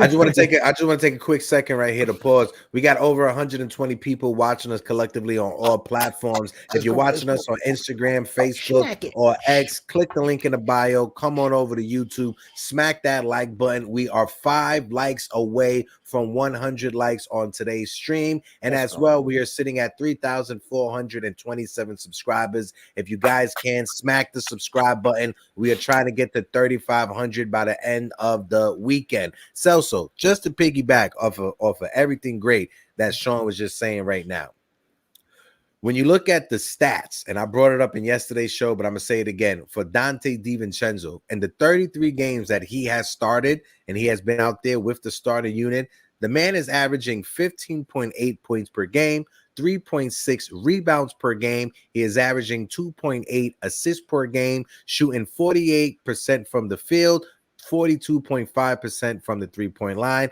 and almost a steal per game. Dante DiVincenzo, like Sean just said, he is playing like a top 15 shooting guard on a starting team that is competing for a championship or competing for a playoff spot. If you were just to take those numbers, cover Dante DiVincenzo's face, and you can say, you know what, those numbers, that's a solid number for a starting shooting guard on a team that's competing for either the Eastern Conference Final or for the finals, right? So I'm happy with Dante. And when it comes to this trade, When's the last time do you know the New York Knicks to have a guy coming off the bench shooting over 40% in BOJAN and a guy in Dante shooting over 41% and leading the league in three-point shots? I don't remember the last time the Knicks had such great three-point shooting like they potentially do right now with the guys that we have on the roster. Well, you know I've been preaching it before he got in that starting rotation. I'm all about that Chenzo gang, right? We saw the struggles early on with Grimes, and we were like, move him. Sean, the hate that I got early on when I was calling for Grimes to be moved out of the starting unit and preaching Chenzo gang, and then finally seeing it come to life, you said it best. He puts it up, the Euro, everything. What I give him extra brownie points for is his confidence. Whether he misses 3 or 4, he don't give it. Shit, he comes back and then he hits the one you want. He hits the ones when you need it. So I'm sorry. I said any move we made, if it was a move that was going to take Chenzo out of the starting lineup, you couldn't sell me on that. This trade, you can sell me on because our core is there. And Sean, you said it. When our boys get healthy, come on, bro. How could you not be jumping out the window right now? Curtains for the league. Curtains Literally. for the league. Curtains. VR in the chat, I figured while we got Sean with us too, can we talk about buyout candidates we can pick up? Right off the gate, you're looking at Lowry, right? That's the biggest one everybody's going to point out. Are there other ones out there that you can think of, Sean or Hector, that would actually make sense for us? And if we did, where the hell would we put them? Where are they getting minutes? Like, I don't get it. I don't. Yeah. VR, that fire Idzik towel in your profile picture is fire. That's that's a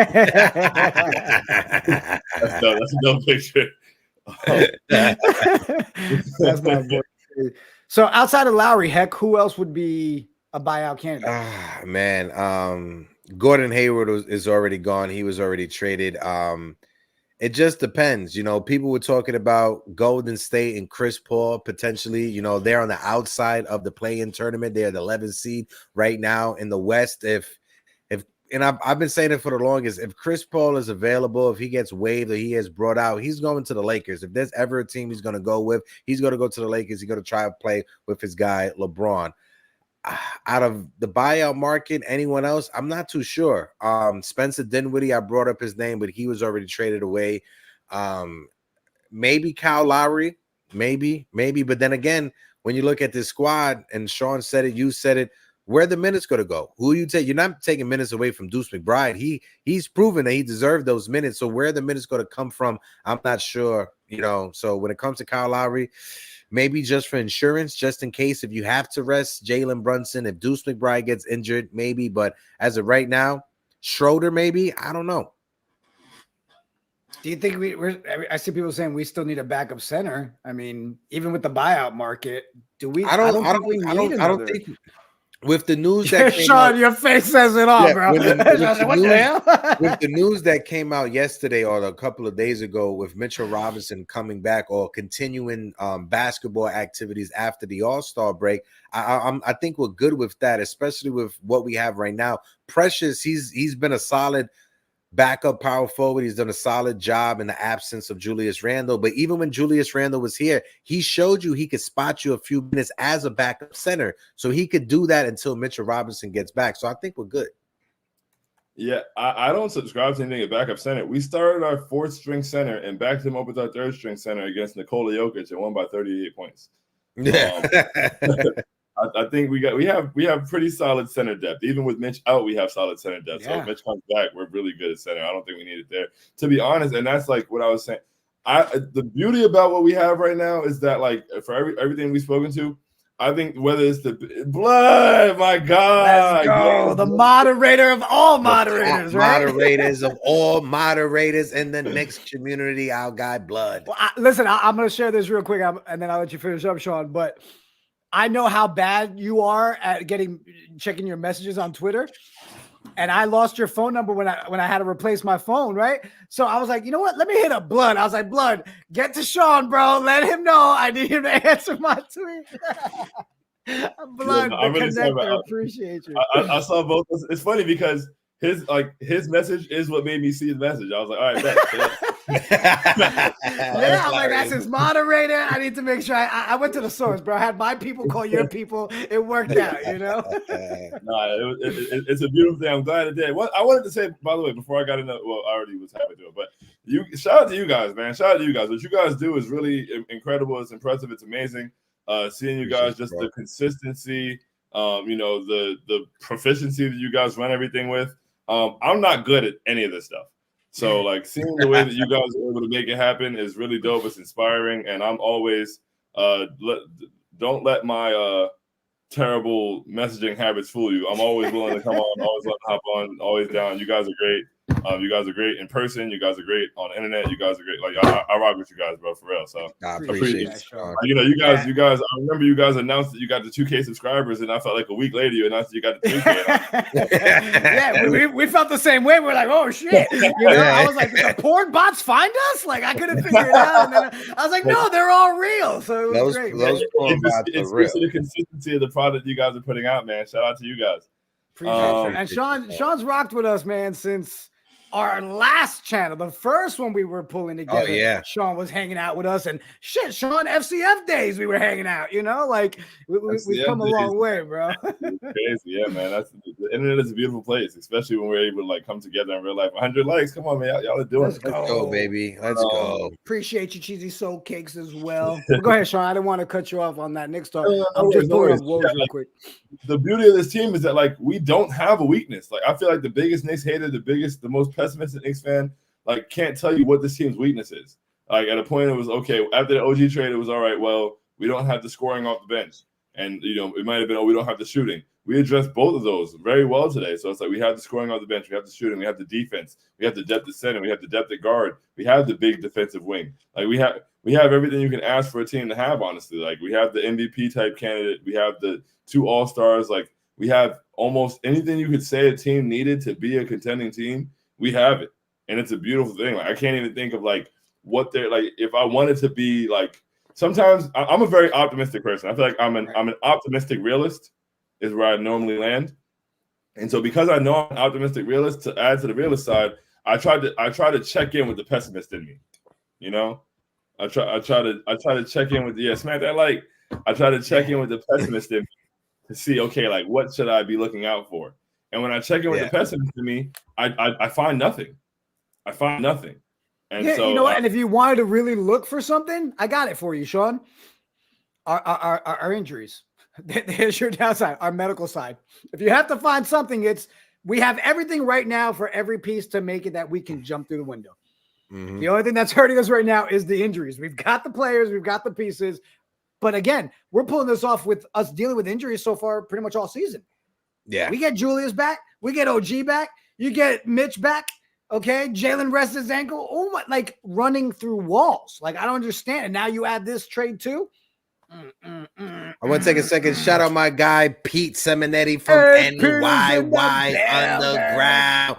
Pete, my guy, I see you, brother. Can't wait for spring training. And talking about spring training, if you guys want to buy us a coffee, go to Morning Brew Sports, buy us a coffee. Make sure you guys help us because we're trying to get the boys to New York City for our event at Madison Square Garden. And also, I'm going to already be down there at spring training, but we're trying to bring you some more content. So buy us a coffee. It helps us go a long way. Pete, my guy, I see you, baby.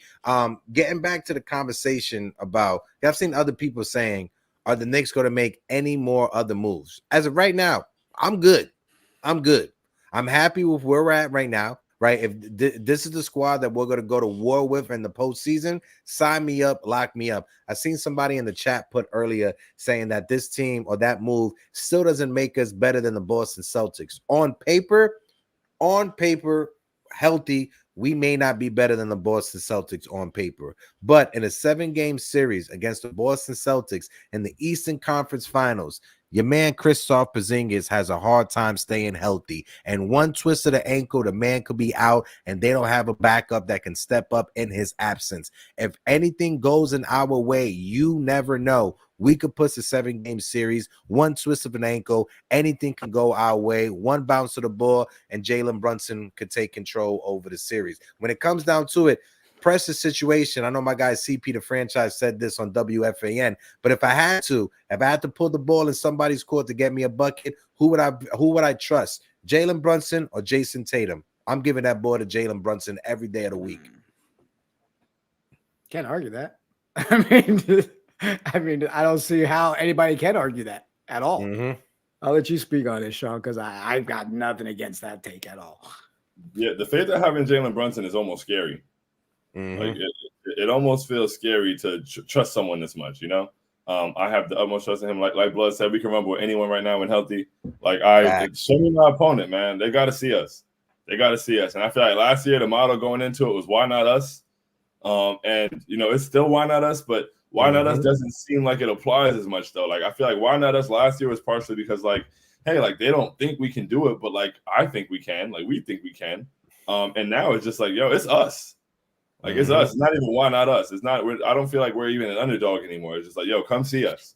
Like, that's how I feel. And honestly, I feel like Brunson over Tatum is not crazy. Honestly, it's not cheesy. So cakes. We were building such a good relationship. Cheesy. What happened? Like Sean said, the trust I have for Jalen Brunson is out the. Listen, if I gotta get a kidney removed and I don't have anyone but Jalen Brunson to do it, I'm giving that man the knife and cut into it. Get that kidney out of there. Yeah, man, he's a born winner, and you know he's gonna stop. He'll stop at nothing. Like he'll do whatever's got to be done.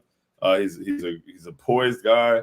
You know, I think that the sky truly is the limit. I think that I said before the season he'd be a top 5 MVP candidate, and like I don't know, I knew it. I knew it from seeing him in that Heat series last year, seeing that Game 6, seeing the way he almost carried us to Game 7 and beyond. It was just like, yeah, man, I trust this guy, man. Like no matter what, I have the utmost faith in him. I don't understand why people are still inside their apartments and inside their houses. Jump your asses out the window. Jay Boogie, you know, I can hear his voice whenever I hear it. You know, you know, you can always hear the Jay Boogie in your head when he. Shout out Jay Boogie. Yeah. T said, I'm taking Brunson over Tatum in clutch time every day and twice on Sunday. I do the Sean snap. Let's go. How could you not? I still love you too, Steve. Easy Skull Cakes. Don't worry. I still love you too, my guy. That is not wild. So let me ask you, Sean, do you guys, at what point do we worry a little bit about the injuries when it comes to OG and Julius? Not gonna lie. Because they said he'd be reevaluated in 2 to 3 weeks, which I thought was a great thing to hear. That's better than anything I expected to hear. Yeah, and we're seeing him in no sling and pictures. Like you see, like the mobiles at the game, right? That's a good sign. Julius, once I knew that it was just a dislocated shoulder, I wasn't worried. Julius is like an Iron Man. Like he's ridiculous. Facts. His cells are probably reformed already. Like he's Wolverine. He said that shit reformed already. OG, I'm worried. I'm a little bit worried. I'm trying not to be worried, you know, but I'm a little bit worried because it was day to day at first. It was, oh yeah, you know, he's gonna sit out today, and I was like, all right, you know, first game of back to back, it's an easy game. He'll play the second one. Missed the second one. I was like, all right, well, you know, at least he'll be there for the Pacers game. Missed that, keeps missing games, and it's like, okay, like now they're saying it's went from sore elbow to like a bone bruise or something. I don't know, some spurs, something that don't sound good. So it's just like I hope that he's all right. And OG has had injury issues in the past. And I believe he's had an elbow injury in the past, if I'm not mistaken. But you know, so I hope that he's able to come back fully healthy and that this isn't like a lingering issue or something that's gonna cause him to miss.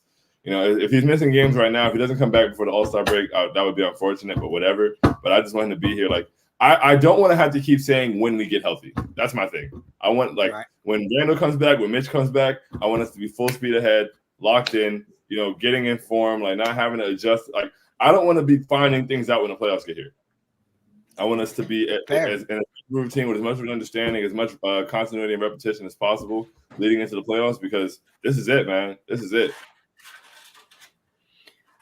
I guess, and heck, I'll let you speak on it too, right? I agree. I'm not worried when it comes to the Julius side of things. We were all like holding our breath. And then when we saw the 2-3 weeks, we're like, okay, that's so much better than what we were expecting, right? Jalen, I think obviously we know it's not major injury or anything, you know, rest the guy. Tonight is going to be brutal. We've got nobody, like who's actually playing tonight? If we've got nobody, we got the trade because we even Malachi's gone, so we're not getting no Evil Dante. Grimes is gone. Like, who else did we put in that trade? Fournier. Well, he doesn't play anyways. Yeah. So are we just running like 7 dudes tonight for the I don't entire know. game? We get may Toppin time. see. I was just about to say Jacob Toppin. We may see a Toppin sighting at the Garden. Wait, we playing home today, right? We home. Yeah, right? we home. Yeah, we home. Yeah. Maybe having Obi Toppin's baby brother flying through the Garden. I'm not sure. I'm not sure. I expect Jalen to play. You expect Jalen to play? I expect Jalen to play. I think Jalen's gonna play. What's good, Phil? All right. What up, Sean? My guy, I had to come through. Heard your voice. I was like, all right, I gotta hurry up. Feed the kids and get back in there. Quick. What's going on, man? How you feeling? I'm good. You know, we were talking about it early. You know, we went from 2 years ago being trash, not even making it to the playoffs, to now we have from top to bottom one of the strongest like rosters in the NBA. Like, that junk's crazy.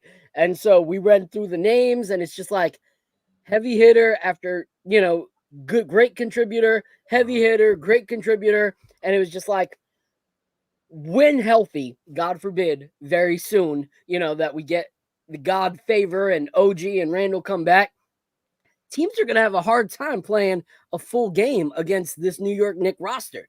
Like, it's going to be exhausting. Like, when you have a guaranteed 20-something points off the bench now in BOJAN and ALEC Burke, who can, you know, you try to double team BOJAN or anything like that, now you have an easy 3 from ALEC Burks in the corner.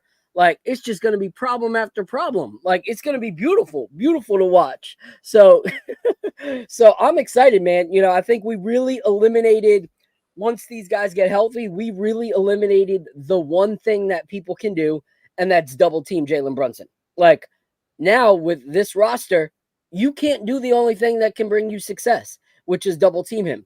Like, we have enough shooters, we have enough experience that you don't have that upper hand at all anymore. So shout out to Grimes. I really like Grimes. I am sad to see him go, but at the end of the day, we needed someone that was a guaranteed 20 points, not a 19 here, 5 here, 4 there, 23 the next night. You know, it's just not something we could bank on. So I'm excited, man. I'm excited to see what happens moving forward. Tonight's game, yeah, it's going to be a wash. You know, like, no one's playing. We're going to have Jacob Toppin, Charlie Ward. I mean, not Charlie Ward, Charlie Brown. Yeah, Charlie Ward's coming back.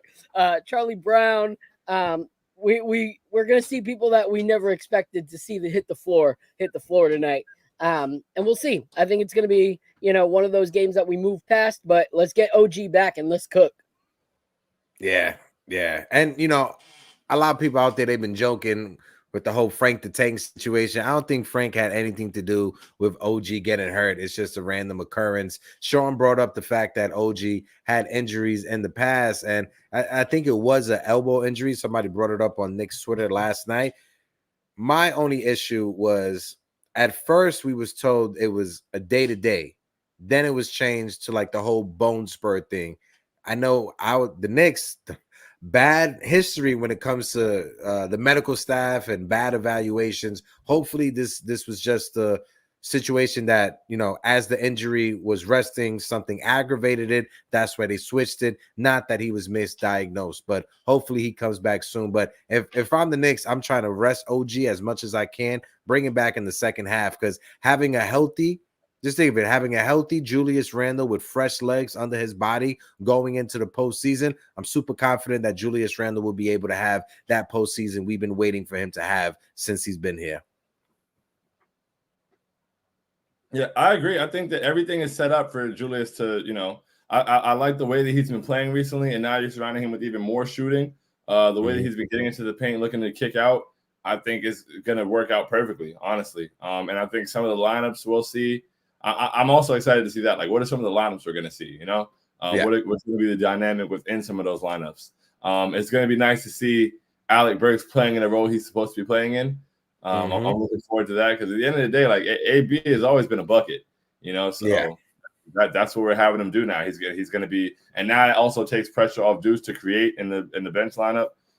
You know, you got Josh Hart out there, who can really just focus on being Josh Hart, and not have to necessarily be responsible for scoring or shooting. I don't really have words for how excited I am. I wish I could I wish it was more like 2K and I could sim to next week.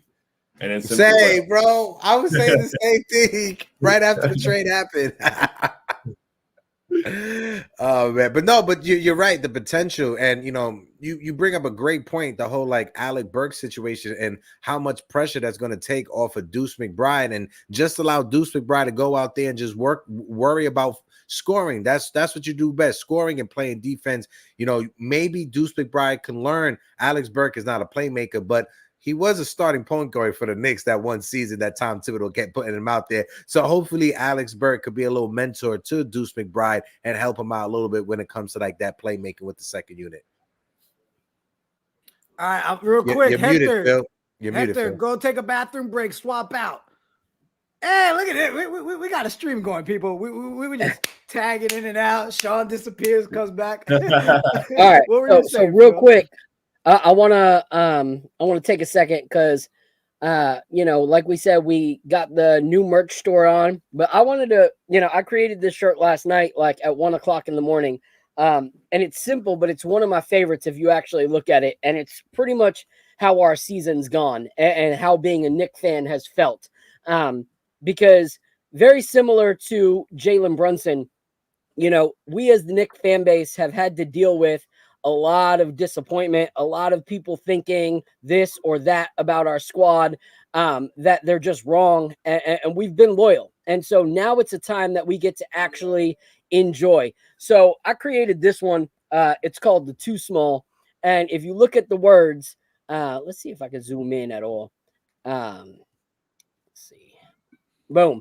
So obviously it's the Jalen Brunson hand, but it says too small, not good enough, not a 1A player, can't lead a team. And in the middle of all that, it's Jalen Brunson rising to the occasion, and then how we all really see him and know him as he is that all-star. So that is my merch highlight spot for right now. And so hold on. Hey, hold on, Miles. Little ones all over the place. And so that's my highlight piece for right now. It's in black, but I also, that junk is fire in blue. So if y'all like it, head on over morningbrewsports.com/merch. That's my jam. Bam, right there. Bam, right there. And it's crazy. I've seen a lot of pictures and I don't really know what to think of it because a lot of the merch that I've seen of him does it like this. But in every photo and game I've ever seen, he's got that pinky out.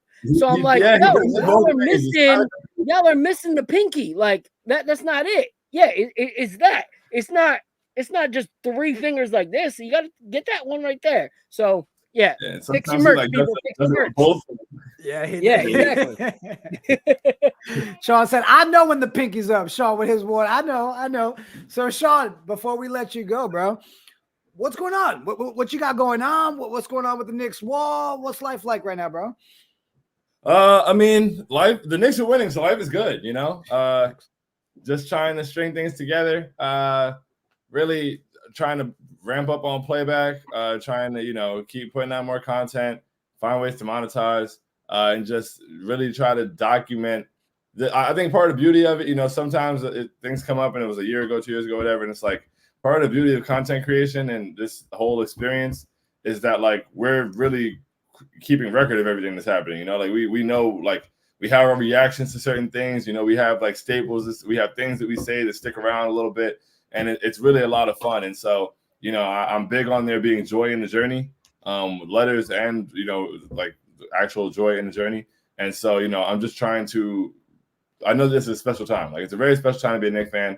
I know that we understand that. I hope that everybody watching understands that. I hope that everybody who's a part of any of this community, whether it's Knicks Twitter, whether it's YouTube, whether it's whatever you're on, whatever you consume content for the Knicks, just understand that we're in a very special time. The Office is one of my favorite shows in life. And in season 9, at the end of it, Andy Bernard says, I wish there was a way to know you're in the good old days while you're actually still in them.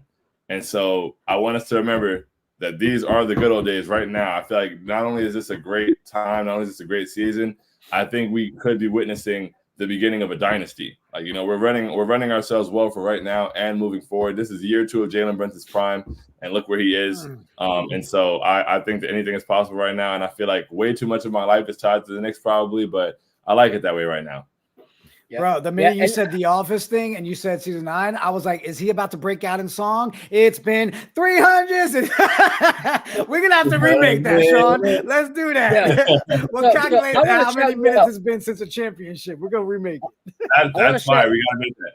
Yes. I want to shout you out, Sean, because, you know, like, we as content creators, our goal is always to elevate, you know, like always to continue to move forward. You know, some people take step back. Some people just are fine with where they're at, you know, but watching you, shout out to you being on the putback time and time again with Ian Begley representing. So shout out to you and everything that you're doing. And I was going to highlight this before Hector came back because this was more so for us 3 than it is for him, but now he can just sit with it.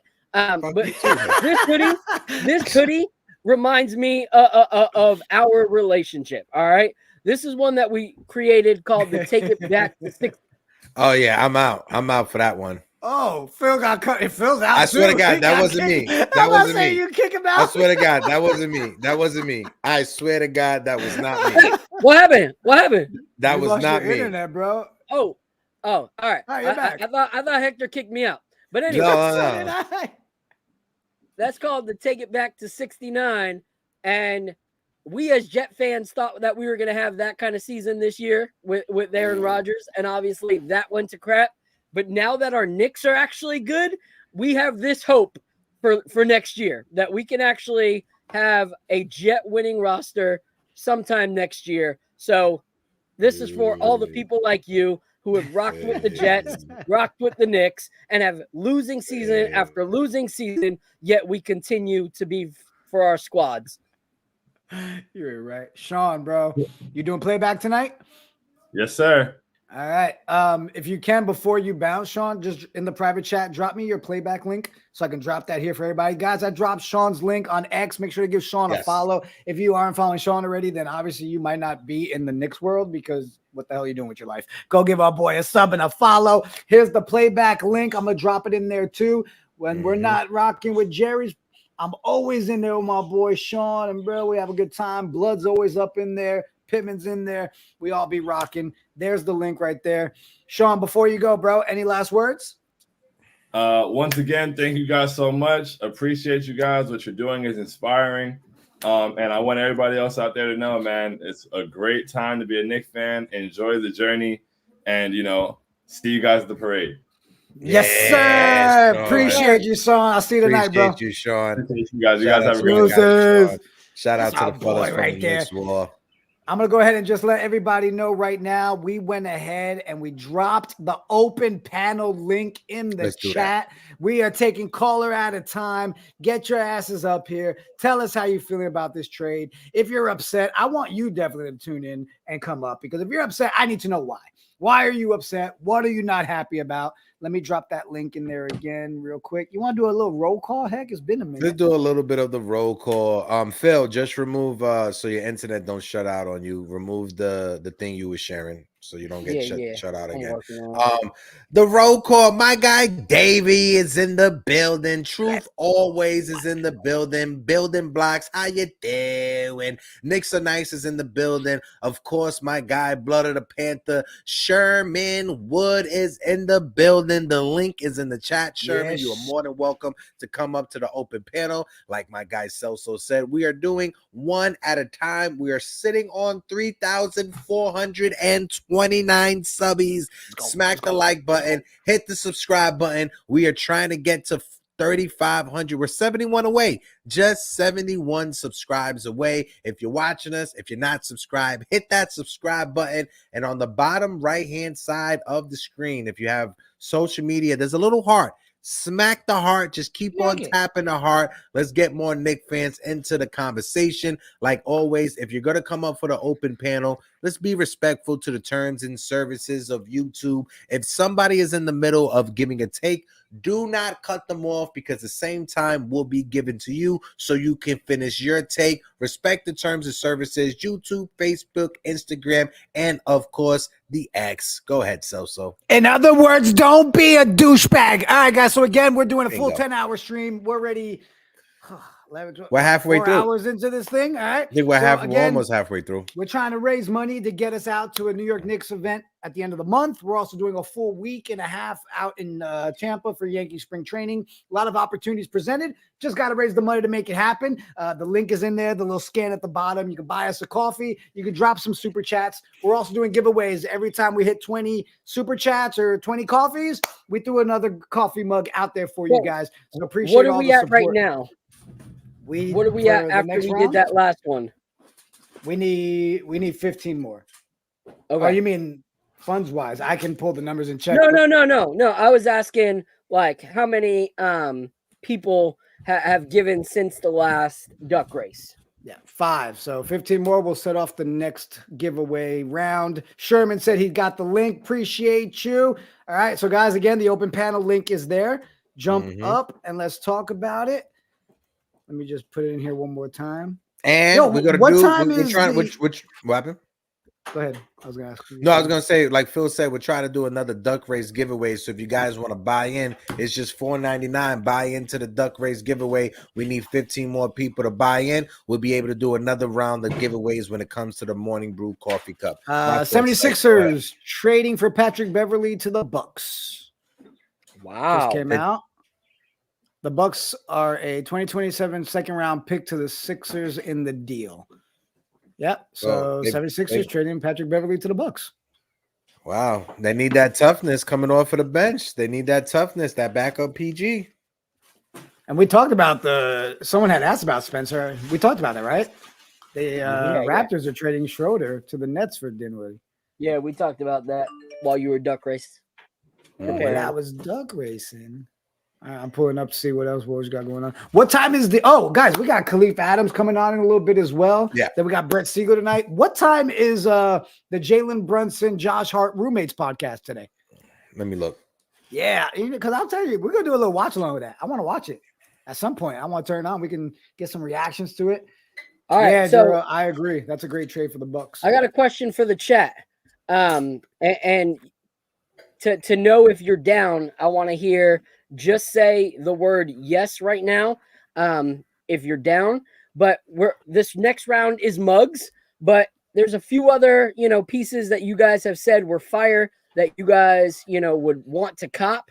If we were to do something like a hoodie with a $10 buy-in, or like a shirt for a $10 buy-in or something like that, would you guys be interested in the other items as well that we would be able to do duck race for before the end of the day? Because I'd like to do one for the Jalen Brunson tattoo hand swish and edition shirt if everyone's down. So if you're down to do a $10 super chat, please say yes. And then if we have enough people to do those, then we'll also do that as well. Yes, it's they got a podcast. Looks so nice. I don't know if you're joking because I know you always in tune. It's called The Roommates Podcast. It's Josh Hart, Jalen Brunson. It premieres today at 3:00. It's gonna be fun. Yeah, so I was right just about to say deadline. it's at 3:00 right after the deadline, but it's on Apple Podcasts. We won't be able to play the audio from Apple Podcasts. We could play the YouTube clips, like the clips that they play on YouTube. So we could play those clips for people. Double A wants to know what's the buy-in for a Prophet hat signed and worn by Philly the Prophet. Double A, you probably the only person that's we can make that happen. We can make that happen. That's a 1-on-1. You're the only one that wants that. If you haven't subscribed, man, don't be a hater. Don't be a hater. There's the man. Ain't no demand for none of your sweaty ass hats. How about that? If y'all he gonna kick me off the stream. Let's see. Oh, we got somebody backstage who wanna. I'm gonna set up the duck race. Let me get off. Copy. My guy Johnny. How you feeling, Johnny? How you feeling post trade? What's your thoughts? Where are you going? Dude, the BOJAN pickup, man, is huge. We were talking about it yesterday.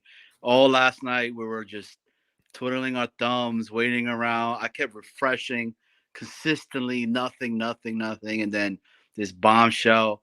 And I think Phil was the one that was like, dude, something's gonna happen where it's something we don't expect, and then we're just gonna be throwing flowers at Leon. I mean, we got 5 guys now that are gonna be shooting over 40%. That's crazy. And then wait till everybody gets back healthy and all that. That bench is gonna be nuts.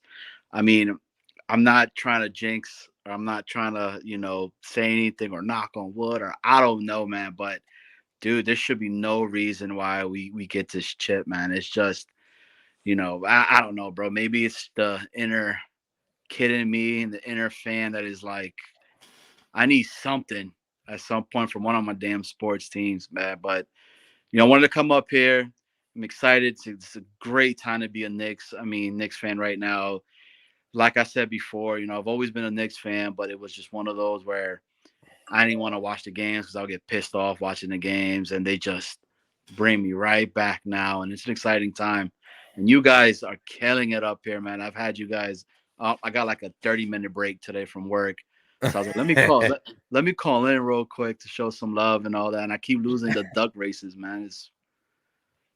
I don't know, man. I think Porto will be he puts me on the all the way in the back burner, and then he's like, Nah. I'm gonna mess Johnny up right now. Bang. So Nah, Johnny, we gonna make sure you keep on. We gonna keep him on. You got one of these, bro. The good energy gonna go your way. Knicks are nice for saying facts, Johnny. No, these duck races are not wigged. Reshuffle right before we hit the go button. No, but Johnny, yeah, I'm right with you because last night we was on stream last night trying to figure out what is this team going to do, what's the move they're going to make. I was swinging for the fences. I want this team, or I wanted this team to get DeJounte Murray. Right now, it's not realistic when it comes to that type of move. In the offseason, let's see what happens because BOJAN, he does have $19 million attached to his contract next year. You can use that in the offseason for a trade. But for me, what sets this trade up more than anything, and I've been saying it, the fact that we surrounded Jalen Brunson and Julius Randle with shooters that you have to stay up on. These are all shooters that are shooting over 40%, if not close to 40% from the three-point line. And that's what we need around guys like Jalen Brunson and Julius Randle. The Orlando Magic was able to make it to the NBA Finals with Dwight Howard because he was surrounded by three-point shooters. That's what we needed to do when it comes to Jalen and Julius. Surround them with three-point shooters. They have them. Let's see. Jalen Brunson may see some 8, 9, 10 assists a game per night because guys are open and they can hit their shots, and they got to respect those shots when they're up there. And why not do it now, right, with the team that we got and the energy that's going on? Because to be 100% honest with you, next year it's not promised, man. I mean, something could happen and then we explode, and that was it. And this was our only chance type of thing. So why not just go for the jugular and go all in and let us get that chance in the playoffs to keep moving forward and go to the next one. So it's a good time. It's exciting, man. You guys, hey, keep up the good work, man. I'm here listening to you guys in the background and everything. You know what I mean? So appreciate you guys. And I guess no to Cal remix, right, Prophet? Right. I guess no to Cal remix with no to Cal from Macau. I appreciate you guys, man. Keep doing your guys' thing, man. I'm here listening. I appreciate you, Connie.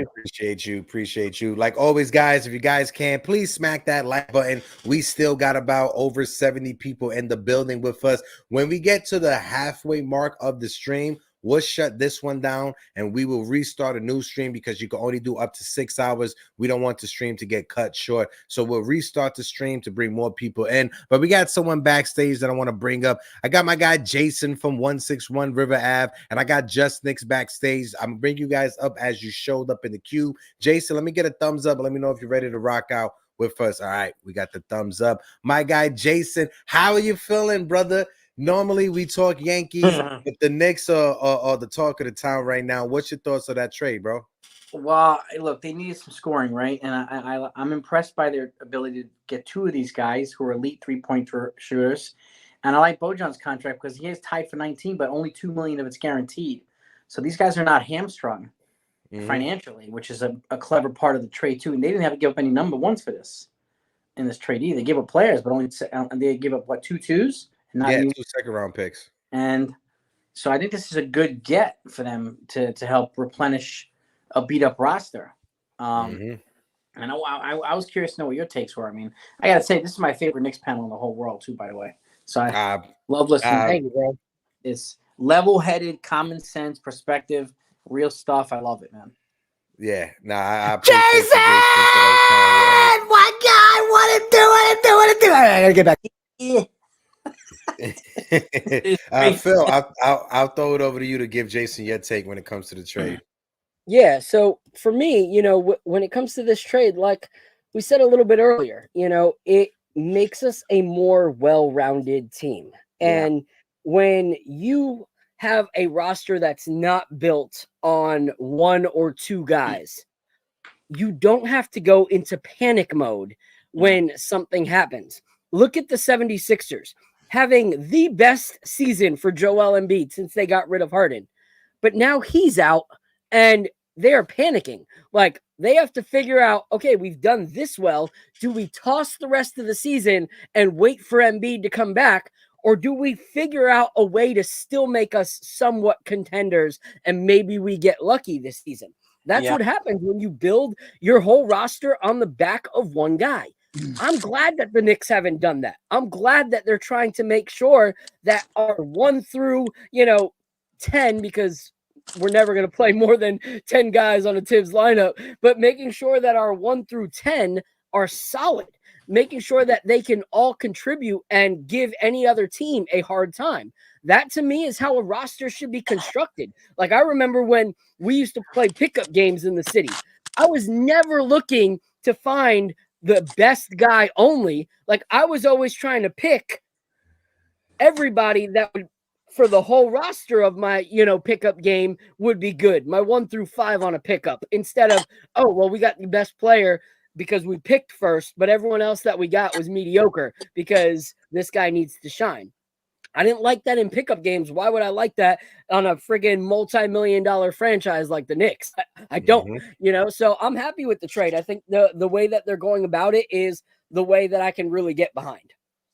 And to your point, too, it leaves them flexibility, too. They've accumulated number ones, and if they're going to use number ones, to use it for an absolute star player. Yeah. So they've left room for that, whether it's off season. So I think it's a great trade. Hector, what's your thought, man? Yeah, and when it comes to our draft picks, you brought up the fact when you look at our war chest, right?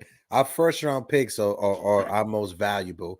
When it comes to this upcoming draft, this is just something that I heard like on Twitter. Ian Begley brought it up as well. Most GMs, when they look at this draft coming up for 2024, it's not a lot of bright names, or they don't have a lot of faith that this draft is going to be one of the best. This is actually probably going to be one of the worst drafts that we've seen in recent history. So teams aren't valuing the 2024 draft picks as valuable as in prior drafts, right? But for me, the trade, it makes all the sense in the world.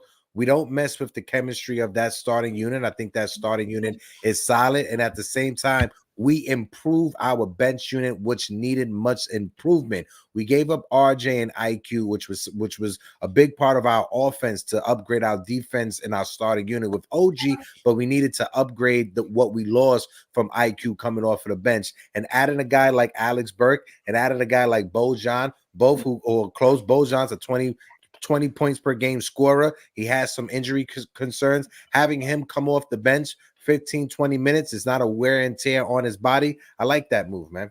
So they got that good player in OG, and they got some depth now too. So they've addressed multiple holes, and they've done it in a great way. Yeah, and I've been saying this one thing, an Ultra Cowboy fan in the chat. Shout out to my guy right now. Knicks. I've been saying this for the longest. As of right now, the New York Knicks are the best run organization in New York City and New York. They are better run than the Knicks. They are better run than any other team. They're definitely better run than the Giants and Jets both combined. But when you look at what Leon Rose has done, I'm sorry, so when you look at what the front office has done over these past 4 years, we've trust the process. We didn't try to take any shortcuts. We build up the draft. We traded away players when we had to upgrade the team. We got our star player in Jalen Brunson. And when you look at our players, Jalen Brunson was taken in the second round of the draft. Mitchell Robinson taken in the second round of the draft. Isaiah Hartenstein, late first round pick.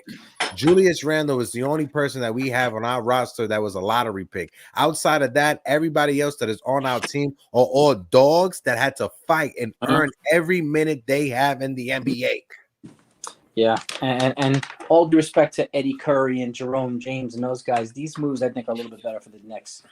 So fair. No, agree. Respect to the Eddie Curry Knicks. Yeah. Real quick, I'm just gonna put up an update here, Heck. All right, let's check on it. We've got 626 donated so far, the 3,000 goal. Appreciate everybody that's contributed so far. Again, guys, the link is pinned in the YouTube chat. It's on our Twitter. You can get us a coffee. You can do some super chats. We're doing a super chat right now. Everybody gets entered in for a mug giveaway. I saw Double A said, Jigga, respectfully, request a poll. How many in the chat will want to sign to Philly D as a profit hat from his Friday collection? Prove Hector wrong. You know what? Let's put up the poll just for Double A to prove Hector wrong. Put the poll up. And then how about Johnny? Over, under. How many monsters Porto drank already? I'd say over. It's definitely over 5, Johnny. I'll tell you that right now. It is definitely over 5. Will this make it over? Jason, what's your thoughts when it comes to the postseason? How far are we believing in this team? Because I've been saying it for over the past couple of weeks. When you look at the standings, or when you look at the landscape of the Eastern Conference, when you look at it, Boston is the 1 seed. That's the big bad we got to worry about. But when you look at Milwaukee, Doc Rivers is 1-4 since taking over that job. He is no longer Doc Rivers. His name is Glenn Rivers going forward. He lost his doctorate, according to Evan Roberts from WFAN. So he is not Doc Rivers anymore. That is Glenn Rivers, right? But when you look at it, Milwaukee's going through whatever they're going through. We already beat Cleveland last year in the postseason. Philly, Joel Embiid is going to be out for the season with his knee surgery or whatever like that. So when you look at it, this is the time that we needed to strike. We improved our bench, but when you look at it, this is the time that we can make that run and we could push hard and possibly get to the Eastern Conference Finals if we could get past Boston. I mean, get to the finals if we could get past Boston. And just to compare it to March Madness, I think the Knicks are going to be one of the final 4 teams standing. I do think so. I think it's going to be them and probably Boston to go head to head, and the winner who plays whoever in the championship. I think they're well positioned to get to be one of the final 4 teams, to beat the teams with the heavy hitters who are missing the heavy hitters, beat the balanced team like the potentially beat the balanced team like the Celtics. So if there's any time for the Knicks to go for the gusto, it's now. And also, thank you for everybody in the chat that brought it up. But yeah, the Pistons, their number 7th pick in the 2021 draft, Killian Hayes. They was just released by the Pistons. That's crazy. That's what's going on over there with the Detroit Pistons. I feel if you're a Pistons fan, I feel sorry for you because what you're going through with the Pistons right now, my Knicks, we've been there. That's what I had to watch growing up when I was in high school, the late 2000s, 2005, 2006. And I feel sorry for you. Hopefully the Pistons turn it around, but that's crazy that Killian Hayes was released. Oh yeah. All right, gents, I got to go run and make some lunch, man. Jay. Appreciate you, Jason. Man. Proud of you guys, man. Thank you, Thanks, brother. Bro. All right, guys. We'll swap out Jason. I think we have another caller backstage. We've got Jonathan. So before I bring Jonathan up, I saw we just put it out there. We decided, thanks to CT Pittman, the way you put that $50 super chat in there for us was huge. And we don't want it to be that just because we're doing 20 buckets that you don't get to be in every single giveaway we do today. So we're going to do it to any $50 super chat or higher. We'll enter you into every giveaway for the rest of the day, including the Yanks giveaways, our mugs giveaways, our Yankee chain giveaway. So appreciate you, CT. We had to do the right thing. We had to text and talk about what made the most sense. Let's bring Jonathan up real quick. And then I know we've got our guest coming up. Jonathan, how you doing? How you doing? I know I was just on the earlier morning brew, but after the Yanks, I wanted to call to call in. I mean, I think this is probably might be the best Knicks team since maybe '94 when they made it to the championship. This is the best Knicks team of my lifetime, Jonathan. You think this is the best? This is the best Knicks team of my lifetime, and I've been saying this, over since the trade was announced. Is there anyone out there that can tell me a New York Knicks team that had a starting shooting guard shooting over 40% from the 3-point line and someone coming off of the bench shooting 40% from the 3-point line? Does anyone tell me that? This is better than the Steve Novak Knicks when Steve Novak was shooting 40% from the. So Hector, are you calling the Knicks to be in the NBA Finals right now? Listen, I'm not drunk. If I had a few shots of tequila in me, Jonathan, absolutely the Knicks are going all the way. But I'm level-headed at the moment. I may have my pen next to me. I may be guilty of that, but I'm level-headed at the moment. So as of right now, I'm gonna say, why not us? Like Sean was saying earlier, why not us? I am one of those people that have never seen the Knicks win in their lifetime. So I've seen the Rangers. Yeah. And the Rangers still haven't won since they won. That was already almost, 30 years ago now? Going on 30 years. Thanks for aging all of us in that exact moment. So the silence. Well, I'll tell you, I'm closer to your age than Hector's.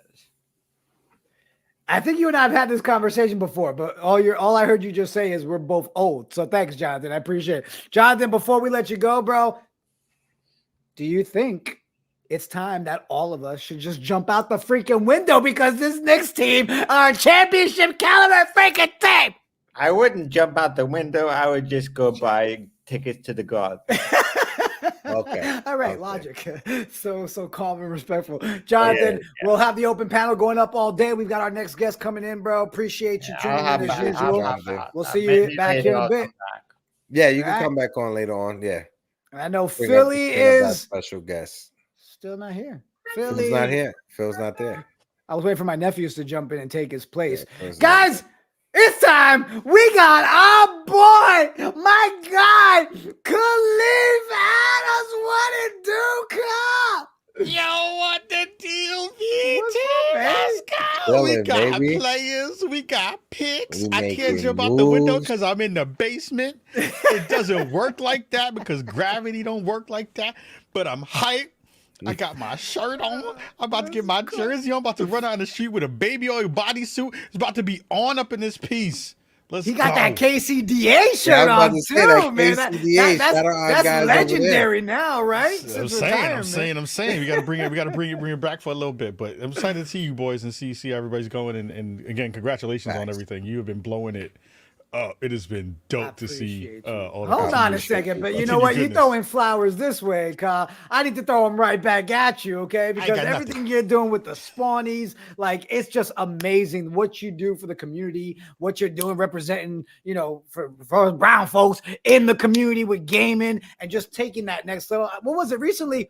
Just this week, right? Or was that last week? The whole IGN thing for you as well now? Yeah, for folks who aren't initiated and if you're not a gamer, IGN is one of the biggest video game websites on the world. I've been doing some co-hosting stuff over there for the past couple of months, and I run a video game award show called The Spawnies that is here for representing and spotlighting underrepresented devs from Black and Brown communities, underrepresented communities.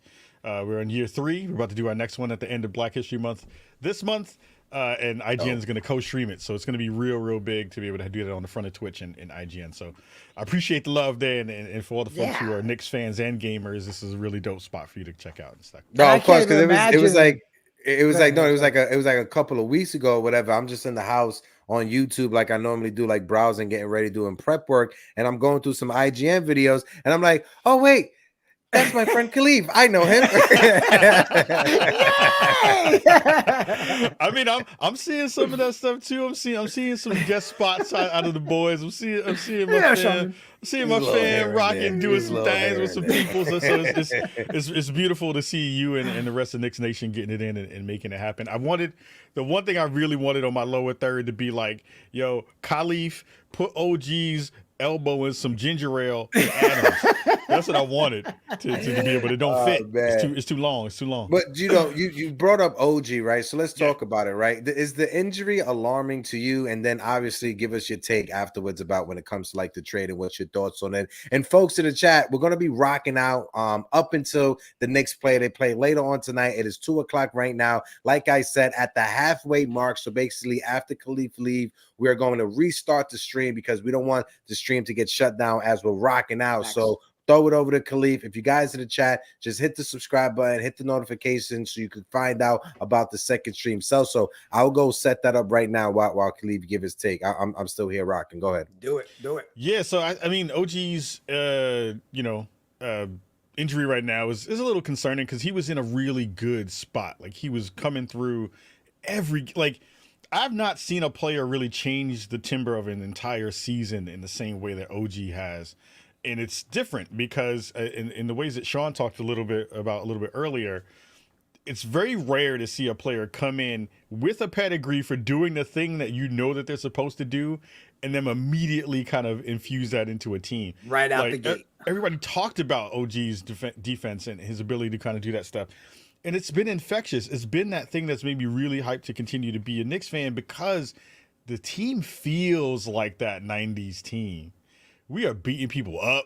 We're yoking you up in the back streets. We are locking you down in the paint. We're keeping folks from their usual numbers, which is a thing that we as a Knicks family have always thought about, the pedigree of what we do as a team. And it's been so dope to be able to see that kind of come through. So I'm a little bit worried.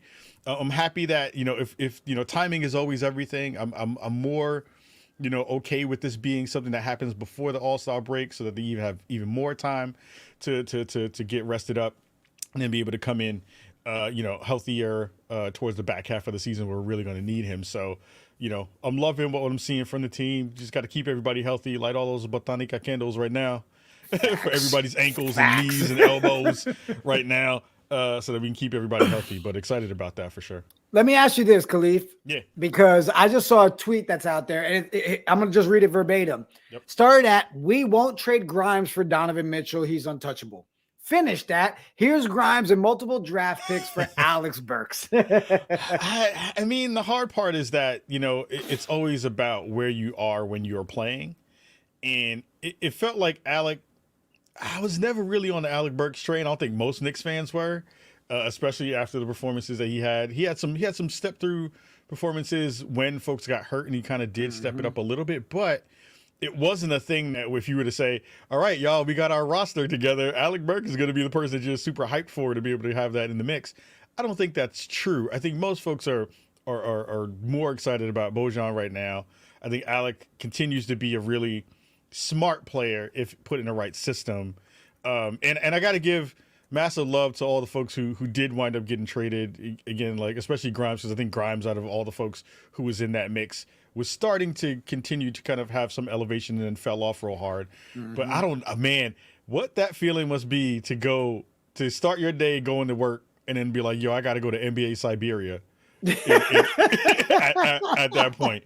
Yo, that must suck. That must be real trash to be like, yo, I was going to the Mecca and now I'm going to the McDonald's. I'm going all the way down the street and around the corner. You know what's funny too, Khalif, is we're planning an event and we're waiting for the details while we're on stream. Yeah. But it looks like it's going to actually be that Pistons game, which would be their return game back. I'm like, that lined up pretty freaking great. We do a trade deadline and then we're going to play the Pistons. Oh my God. You know what's not going to happen? They ain't going to be them tribute videos that they're going to have for the rest of them. That's crazy. I didn't even realize that until you just said that right now. So the Knicks Omni fan ladies, we're making that Detroit. We're making that event happen for the Detroit Pistons. Right? Happen. Like so, it has to be surprise. That Surprise. Hi everybody, we back. Yeah, I'm like, okay. Surprise. That's what they're doing. I hope they bring us some Detroit pizza though. Is That's it.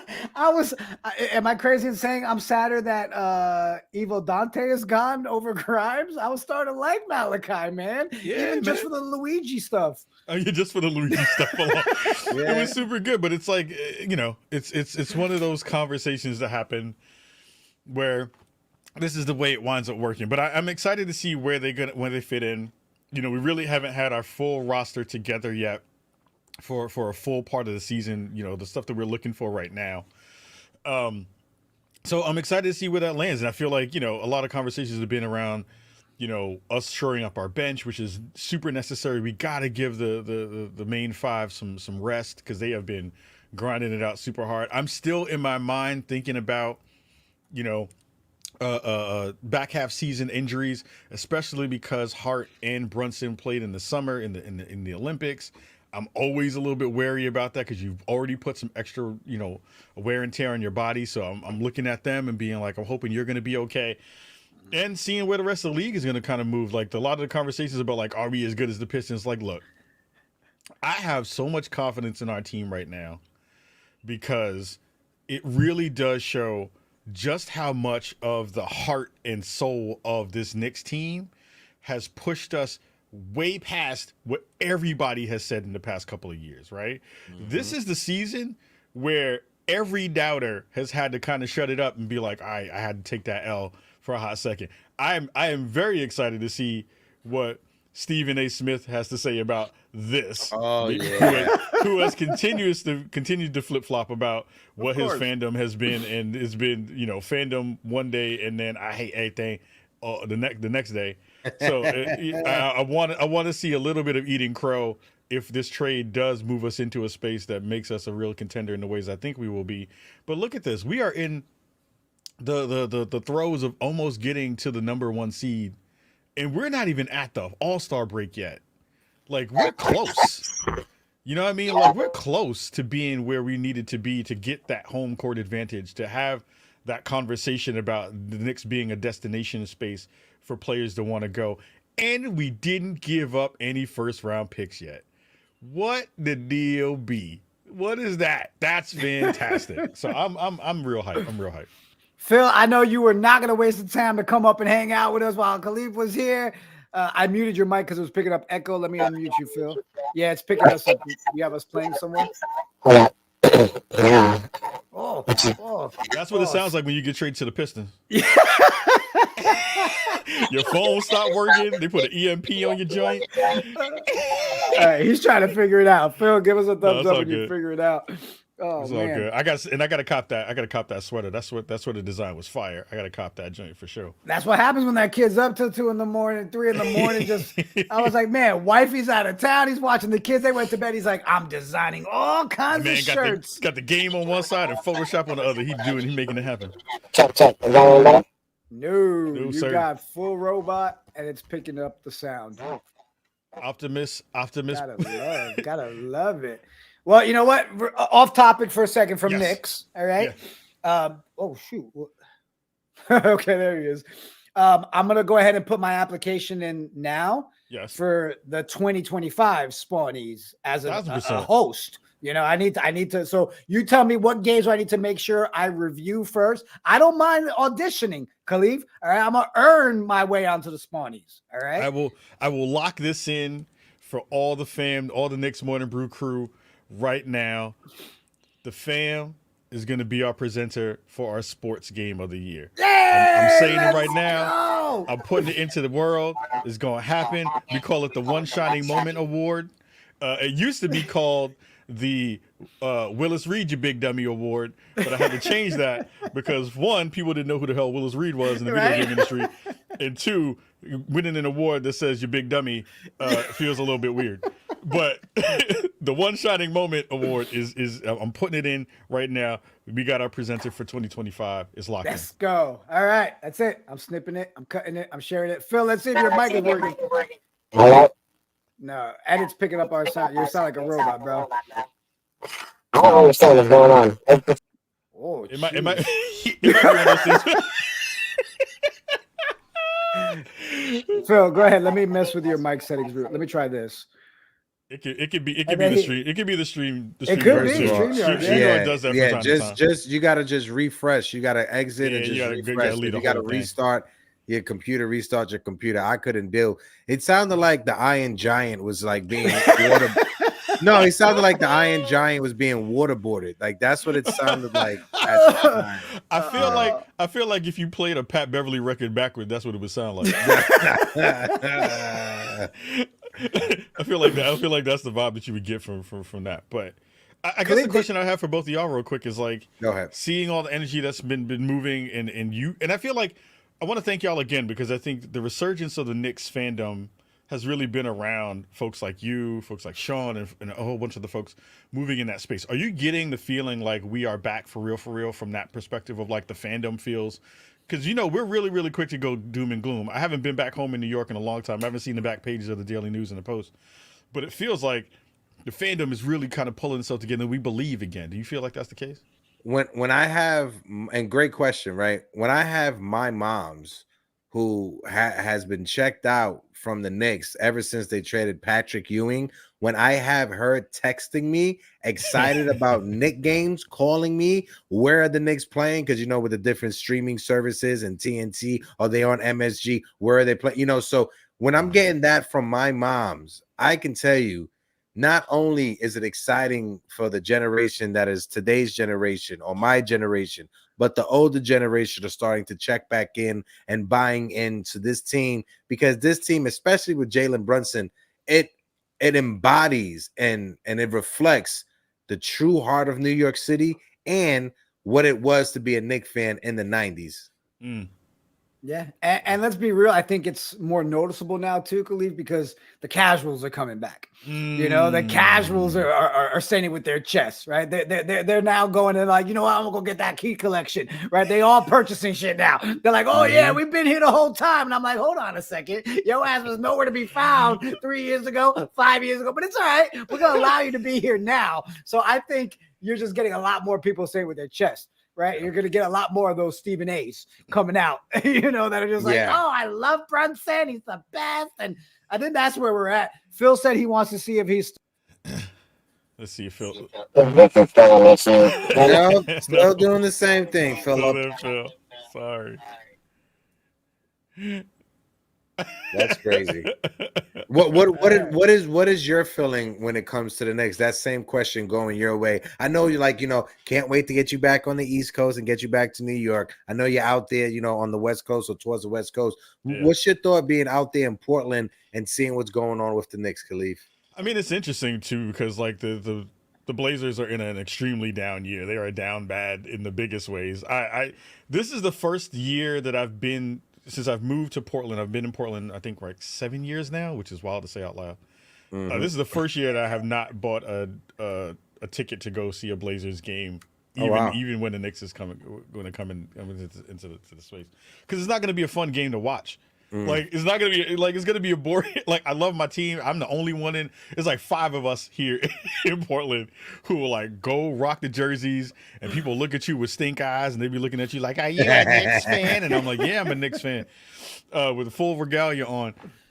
And it just feels like for a city that had the waning and the kind of on the downslope because we weren't really doing well except for Dame, then. It's not a lot about we are no longer a basketball city in the same ways that I would continue to think about it. So it's been really nice to be able to see everybody from back home and go catch the games on all the platforms and stuff and be able to look at that stuff and feel again so tied to the city I love and in East Coast in that way. So it's been nice to be able to feel like we're back in those spaces and moving again because it was a rough couple of years, a rough decade. For a lot of it, right? But I feel like in the space now we've moved again, and it feels dope. Like having Kendrick Perkins be one of our biggest fans now. For real? Oh God, weird. It's 100%. Weird. No, I'm not gonna. No, I wouldn't even say it's weird. It's one because he was a Celtic, right? But it's like right. What we have crossed into a universe, that Hadron Collider and wherever the fuck it's at in India or wherever it's at, it's done something. Kendrick Perkins has become the mascot of the New York Knicks. He goes hard. He pushes for the New York Knicks harder than anyone that I've ever seen in sports media. But no, shout out to Kendrick Perkins because this entire season he's been advocating for us Knicks, and he's not wrong. And he's proven all of us Knicks fans right that we already believed in the team and we already believed that this is what the team could be. Here's the thing, and I'm gonna, as soon as I'm done here, I'm gonna tweet at Kendrick to come on the show because he needs to be on the show with y'all. Oh yeah, thanks for the assist with Monica. You did the assist. She gave the follower one step closer. All day, every day. the thing that has really kind of come through has been a lot. Again, it goes back to the conversation about Jalen Brunson, right? I think for Knicks fandom, we really love folks who feel like they are us, right? You know what I mean? Like John Starks, Oak when he was in the space, Mason when he was here, rest his soul. And Jalen is and even Melo to a certain extent, but even Melo was never an underdog. Yeah, Jalen is an underdog, and New Yorkers love an underdog story, right? And having Jalen be here and feel like he is really absorbing all of the love that he's been getting and embracing New York in that way. And to be fair, the thing that has been really cool has been the relationships between the Villanova three, right? Yep. Yes. It has really been dope to see that loving friendliness kind of, they will go in the paint for each other. Like they understand, they've been in the trenches with each other for multiple versions of themselves over lots of different years. Having that be a part of the mix for the Knicks team that, to be fair, in the heyday with Ewing wasn't a really magnanimous person to be with the press and doing and feeling like that vibe with the fans is there. And I love Pat. Pat is like the quintessential Knick.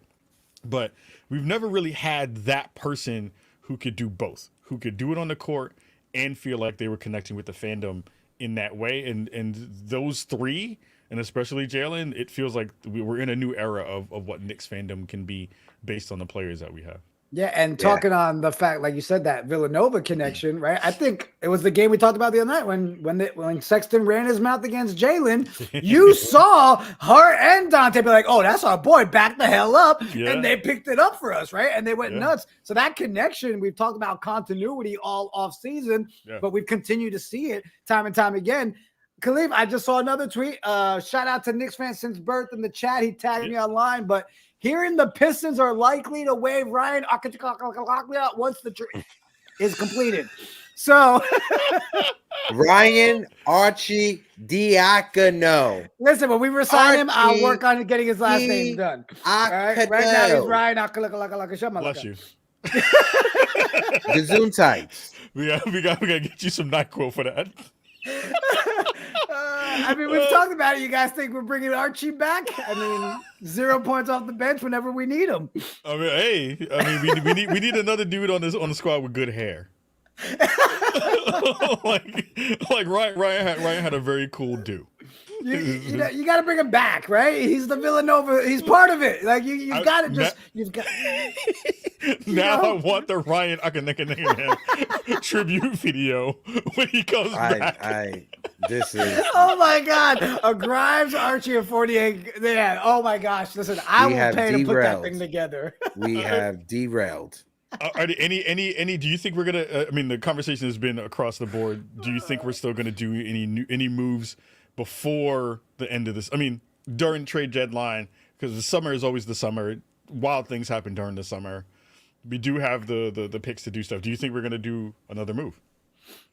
I'll go first on that, Heck, if you want. Yeah, go ahead. Go ahead. Working on that over there. Yeah. I'd say because it was BOJAN and BURKS, no. If it was just the BURKS thing, I could see us like we were talking about last night, and a lot of the content creators talked about was really paying attention at that buyout market, maybe go and find something there. I think with us getting both of those guys, I don't really think there is another move that has to be made, especially whose minutes get taken away. Where are you putting that person? Again, it does come down to the injuries, though, right? Let's get that update on OG. Let's get that update on Julius. That's really going to gear. Are we going to have to go and look at some buyout candidates or pull something off, right? So that's where I'm at with that, Heck. I don't know about you. No, I'm right there with you, and you said it perfectly. When it comes down to it, I think they're done for the moment. The BOJAN deal, it sets it up perfectly for the offseason because he does have an extra year attached to him at 19-20 million. So you could use that in a trade if you're trying to shoot for the stars this offseason. But as of right now, Alex Burks coming off of the bench, BOJAN coming off of the bench. BOJAN may start in the absence of Julius Randle. You move OG to the power forward position, like Phil was saying earlier. You have BOJAN in the starting unit. See how that go. They may like keeping Josh Hart in the starting unit. I'm not sure. That's Tom Thibodeau's job to figure out. But coming off of the bench, BURKS and BOJAN, it gives you that veteran presence. It gives you that offense that we need. And like I said, BOJAN, he's a solid defender. It's not like he's a scrub defensively. He's not out there being Trae Young or anything like that. So it's a solid bench piece, solid piece coming off of the bench. You can never deny a true shooter, and shooters are gonna shoot. I had to pull that one back up. Vince said, random thought. BOJAN makes a three. Bing bong? No, it goes BOJAN. I'm so BOJAN. Yo, Vince, that's hilarious. That's one of the comments of the day, my guy. I do wonder too, like you talked about the rotation and who's going to get minutes, who's not going to get minutes. I also love the fact that we pulled in someone who was almost the Knicks killer anytime we'd play against his team. BOJAN was always that guy who would kind of just like give us some troubles and give us some problems. So it's kind of nice to be able to have that cat on our team. I actually really do think it would be nice to see him in the starting lineup because Hart, the one knock that you could have against Hart is that he's a little hesitant to shoot. He has open shots that he'll give up, and BOJAN will not do that. Like BOJAN will take a shot if he has the ball in his hands. I think the infusion of Hart moving potentially to the bench gives us even more offensive, defensive rebounding. I think it gives us a lot of energy off the bench, which we constantly need. And I think it puts other people on notice to be able to say, okay, we have more Energizer bunnies on the bench, and that's what we need because we play this game where we're really trying to wear you down in a lot of different ways. Been really excited to see iHeart continue to do what he's doing. I hope he gets an extension and really gets to stay on this team. I think that dual threat combo of he and Robinson are really, really important. And yeah, it'll be cool to see what the conversations are, because now I think the bigger question, besides if we make a move in the offseason, is we have now reestablished the New York Knicks as a place to go. Like, I think that was the biggest problem that we had over the past 10 years, was that the conversation was always about New York is not a place that you want to go play. And then when Melo came, that was the potential breaking of the seal, but that didn't even really move the needle in the ways that we had hoped. So now we got a scrappy team with a lot of fun players. Media is really looking at it. We'll get more media time. We'll get more games on TV. We'll get all of that stuff that moves the needle for visibility. We got an all-star. You got two all-stars on the team. I mean, you got an all-star and a dude who can't dribble. But you got man. I just want the thing that bugged me out was seeing that when Julius was in the gym with Melo, and I was like, man, I'm happy you're doing that drill where you only got to take 2 steps. Every time you take 3, the ball just flies out your hands. Yeah. But in that respect, we have 2 all-stars. We got 2 all-stars. Should have been starters, but I'm really excited to see where everything lands for All-Star weekend. I want to hear what the conversations are going to wind up being. I want to get that Brunson All-Star jersey. All that stuff is going to be in the mix because I can't find a regular jersey right now. At least in fat boy sizes, but you ain't right. I'm hyped for it. I'm hyped for all of it. I'm really just excited to see everybody, in the space and feeling good about the team right now. Same. Khalif, brother, appreciate you like always. We're gonna shut this stream down so we can start up the new one. Selsa, any last things before we shut this one down? And of course, number 1 in the chat. If you're not following our boy Khalif Adams, go give him a follow on X. I'll also in the description we have the YouTube channel as well on there, and Twitch and all that good stuff. Khalif, man, you've been so supportive of us since day one when we were literally with like 8 people in our chat room. You still made time for us. And as we grow, you've always been there for us, bro. And I truly appreciate you hanging out with us, man. Real recognizes real, baby. That's the way we do it. And y'all are the realest cats in the game. It continues to be so fantastic to see you continue to grow. I'm just waiting to see all of this on Hulu, When y'all get to the spot and you get the show up on there, then MSG Networks. We heard you looking for worry. some shows and some ads. Hey, we how got about all the this? New Yorks. I'm just saying. Khalif, my thing that when Celso told me he was going to have you on, I saved this for the last because I know if I bring this up, we could talk hours about that. But are you excited about the Final Fantasy VII Rebirth to come out? Are you excited about that to be coming out? Yeah. I'm not gonna say if I'm already checking that out or not, but I'll say that yeah, I'm really excited about that game and I hope other people play it too. As a fact. Khalif, my guy, Everybody in the appreciate you. chat, we appreciate all you guys hanging out. We're just gonna stop this one, and literally 30 seconds, we're gonna start up the other stream. Again, we're keeping it going. We're raising the donations as much as we can.